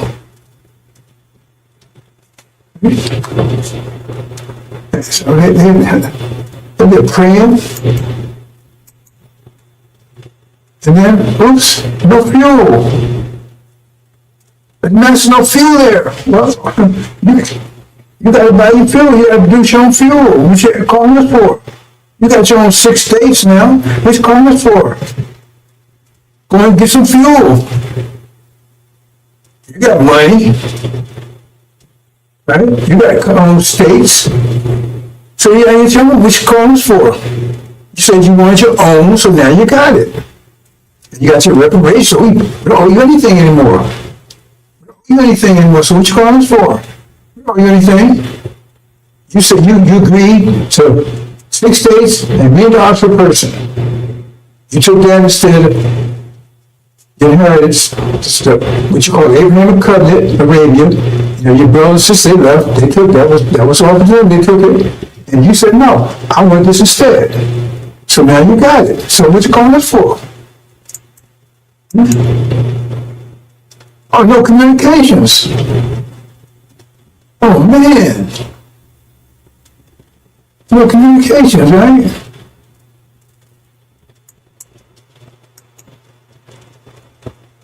No medical facilities.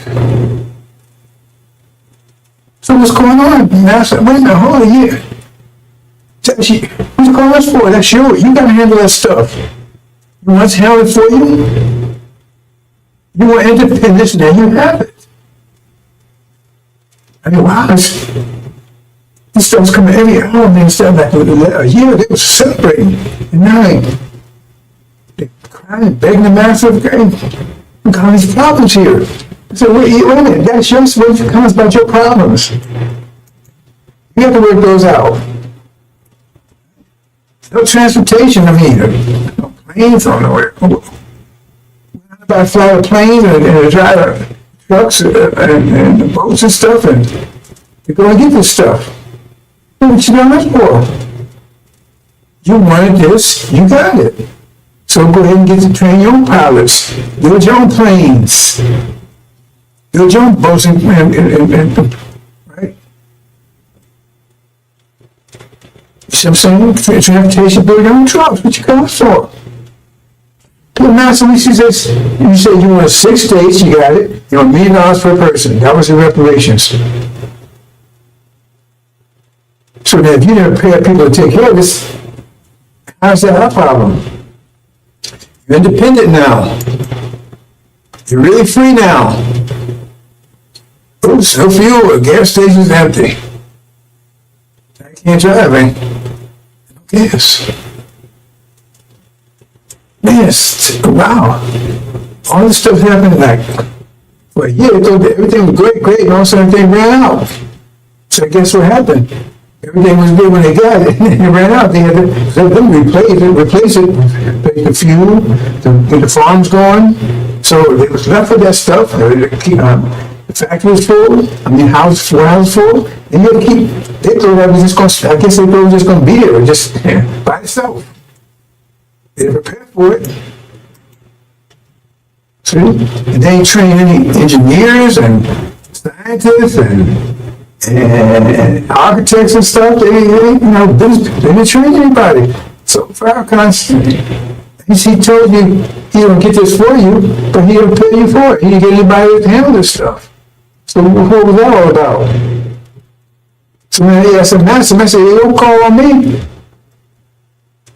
You was here, you had it when you was here with me. You said you want independence, you want to have reparations, so you gave it to you. Well, calling your brothers over there, they left, they handled their own business. You said you want to stay here. Right? Don't have any professionals or technicians, scientists, doctors, none of that. See? That's what, because if you want to set reparation, you should be paying for that, right? So if he was telling you about reparation, you should be paying for it. If he said, God said that's where he's going to get you, so God told him he's going to get that for you, then he should, like when God told Noah there was a flood coming, told him to build an ark, he started building an ark. And so you should start preparing for the 6 states, and the reparations, apparently you didn't.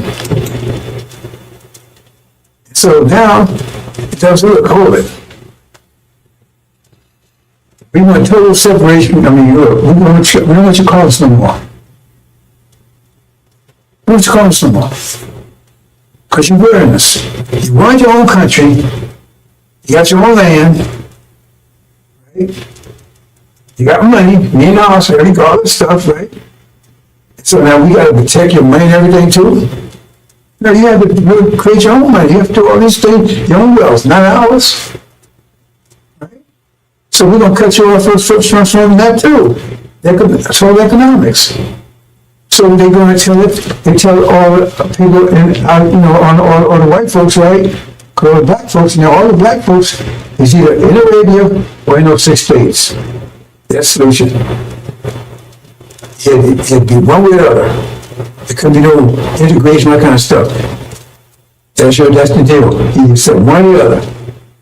So all the black folks are here, and no integration, that kind of stuff. Right? Was it one or the other? So they're there. So they said, okay, right? So they just said, we're going to take our money because we don't know what y'all doing over here. You have your own money, you have your own wealth. So they do this. They tell all the white folks, say, protect your money. Right? Transfer your money into gold. All your dollars into gold. Now remember, they gave everybody $1 million apiece. So everybody got $1 million apiece, right? They say transfer it to gold. And then what happens is that what they do is they start just printing money. Right? Just start printing money. You understand what that means? It's inflation. Because if you got $1 million of gold, $1 million ounces of gold, say $1 million ounces of gold, understand this, and you got 1 million certificates, then you say each certificate is worth 1 ounce. If you got 1 million ounce, each certificate is worth 1 ounce. Understand that? If you got 1 million ounces of gold, and you got 1 million certificates, each one of those certificates is worth 1 million. If you want to say trade with the certificates, each one of the certificates is worth 1 ounce of gold. But if you take and print, say you got 1 million ounces of gold, and you got 1 million certificates. Each one, but say you print twice as many certificates, you got 2 million. Well, then each certificate is only worth 50 cents now. But you got to connect that to the gold. You print 4 times, then each one is worth a quarter. So the more you print, the less they worth, because those certificates have to equal what the gold is. See, so the more you print money, the less, right? The less they're worth. So if you print twice as much money, right, then less gold. You understand? So $1 is worth 1 ounce of gold. That's right. Then if you print double that amount of dollars, then each one's worth half an ounce. You understand? That's printing money without increasing your wealth does. That's inflation. So what happens is, they keep printing. They get down to where $100 is worth a penny. See, that doesn't affect their people. They try to protect their money because they transfer their money to gold. So gold still has its value. It's just the dollars don't. It's still got the same amount of gold. But the dollars, they get down to a penny. So you can't buy it. You get $1 million, now $1 million worth of $5. That's all it's worth. $1. Hardly worth anything. Otherwise, budget A, that's our money. You gotta have your money, you control your wealth. You can't keep coming at us what you're doing. And you think they would do that? You've been a gospel lately? You see what happened to the trees they made, the so-called natives kept telling you a fault time because they kept making trees with them, then they broke the trees. They took their land and genocide everything else. But no, they wouldn't do that to you. See? Because now you have, your money's worth nothing. They haven't lost anything. Because once that money's worthless, it's no good, right? Then you burn it up, it's all away, it's worth nothing. People still got gold, and even if they take it, hold on, the money hopefully increase again, they use another certificate, use another form of money. So it's still worth nothing. The $1 million you had, you was unhappy with now, it's probably worth $1 million. So you can't buy anything $1. Plus the economy's crap because everything is selling and you don't know how to repair it. You don't have to communications, you don't have to do any of this stuff. You're an engineer, but how should I do anything? Because it's our company. Right? He didn't know how to prepare you. He told you to give 6 days. He told you this many. Right? Now you're broke. The economy's gone. You have no food, no electricity, no power, anything. It's not their fault. They gave you what you asked for. That you saw it in heaven for that. And then they closed the border. Because you're going to try to get back into America now. We want to come back in, Master. No, we don't want you back in here. We sorry, we want to come in. No. As you chose, you stay there. They closed the border so you can't get back in here. You get back in America, into what you call your land now. Swaziland or something? Farrakhan. Maybe you call it Farrakhan. Farrakhan. You got the Farrakhan. Right? So they close the borders, you can't. Because now you're hungry and everything else, your money's worthless. Oh God, I come back, man. I come back, work for you, I work for Popeye, I do anything you want. No, boy, either they were in Arabia or they in that land. There are no blacks in America in places, just in that land, and those that you 6 days. And then you're starving, you ain't got no, your money's worthless, nothing works, and they close the border. And then you see Anthony on the phone, he talking to the guy, you get paid to help you. You finally got rid of niggas. Finally got rid of them. Finally got rid of them. So you see on the phone, yeah, it worked. We saw them in Revelation, we saw them that said used car. They turned the miles back and everything else, and they bought it. See? They could have had a BMW, they could have had a Lamborghini, they sold it for a BMW. Good, damn thing didn't work. Now, it's starving. Living in tents.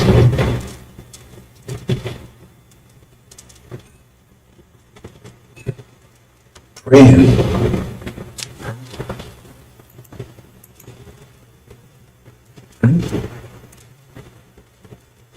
So what? What we gonna do, Farrakhan? What we gonna do, Farrakhan?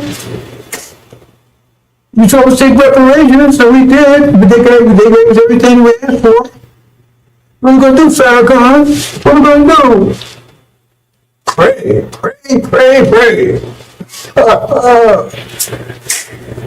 That's his answer. Pray, pray, pray.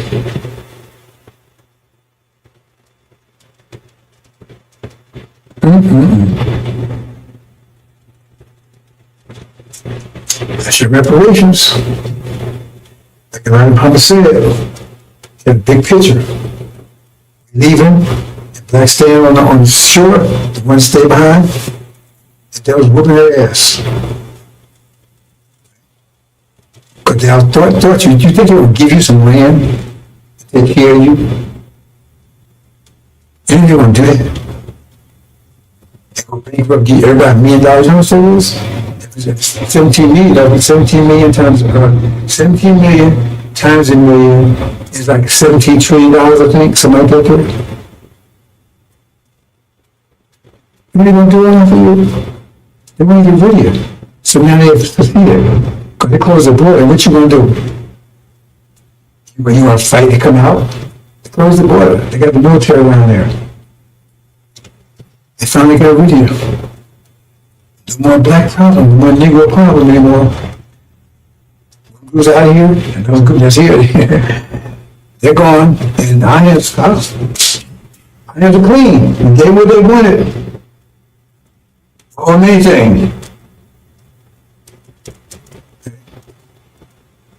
Honest contracts. Remember he had a contract with Jacob. He sold his birthright for a bowl of soup to Jacob. It was Esau's inheritance. And God honored it. Okay, Jacob, it's yours.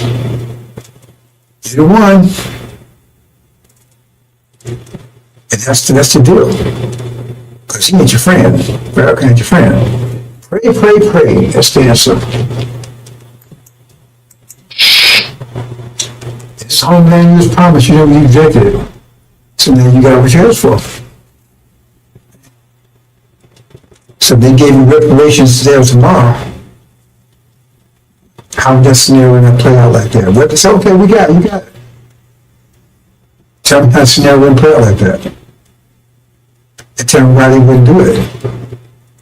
They love you so much, they can say, okay, we're going to take care of them. And I said, why did they take care of you when you was right here? He was working at Popeyes and then they get up on Section 8, all that stuff right here, because you know they're trying to get rid of stuff right now. Trump's trying to get all that stuff right now. Because they're closing on you don't realize it. Anyway, that's just, that's what's happening in America. Wow. Of course, coming there. It's a disaster over there. I just got a call. Well, really? You serious? Our ambassador just got a call from I don't know what they call it Thailand or something. I forgot what it's something called right there. That's his thing. They begging us to come and help. Can they come over here? Can we come and get them? Really? Can we come and get them? Bring them? Oh no! And he even asked there's Master Fard Muhammad right there. He said, no, hell no. We ain't going to get them. I agree with that. Yeah, the bastard said he's called him and he passed the word to Master Fard Muhammad. Master Muhammad said, send him back. Listen, we can't come and get you. You chose, you made your choice, live with it. Or die, whatever the situation is. Wow. I can't believe it. They actually sent a message over. Well, they did, I have communication, but somehow they got the information over to them. Said, would you please come and get them? Nope. No, tell them no. And don't waste time communicating with us anymore. You got your land, you got your reparations, you got your money, you got Farrakhan's in here. Yeah, tell them, talk to them, let them straighten out for you. You want to sell your idea, you have to sell them. So you want an idea of reparations, we told you. Right? Suleiman Bay, he was the messenger to you, telling you, look man, let's go home. You said no, you chose not to.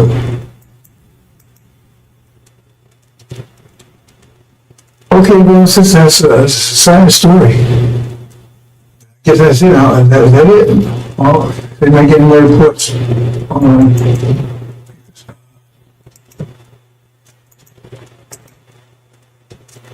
Okay, he says that was Matthew Muhammad's final decision, and I think they closed communications off from there. So that's it, brothers and sisters. We got those ballots. They came in. All that came in today. I mean, I came in fast. After a whole year. Total collapse. They're begging it. Somebody help me. We can't do it. They didn't ask to help you. We won't do it. That's not what we do.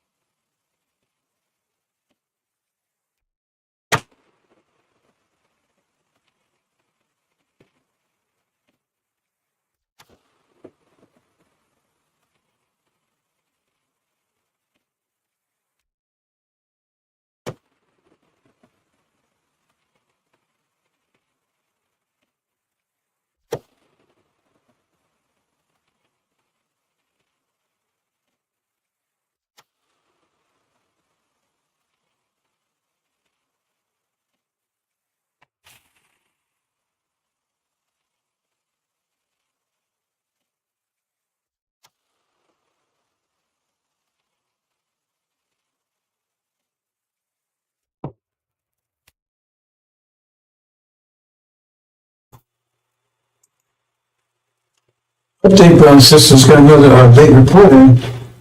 They said, well, if you won't come and get us food, we at least send some food. They begged them, please send some food. After I'm saying, I'm going to send a damn thing, nothing, zero. He said, please just send some food. This guy that in. He says, if you can't come and get it, please send some food. He says, no. Refuse. I said, I just got the information from the ambassador. He said that he's ready to meet. He says, no. He said, please, just please send some food. He said, no, go no way. You made your choice. Case closed. Just got that in, bro. It's just, that's not like him.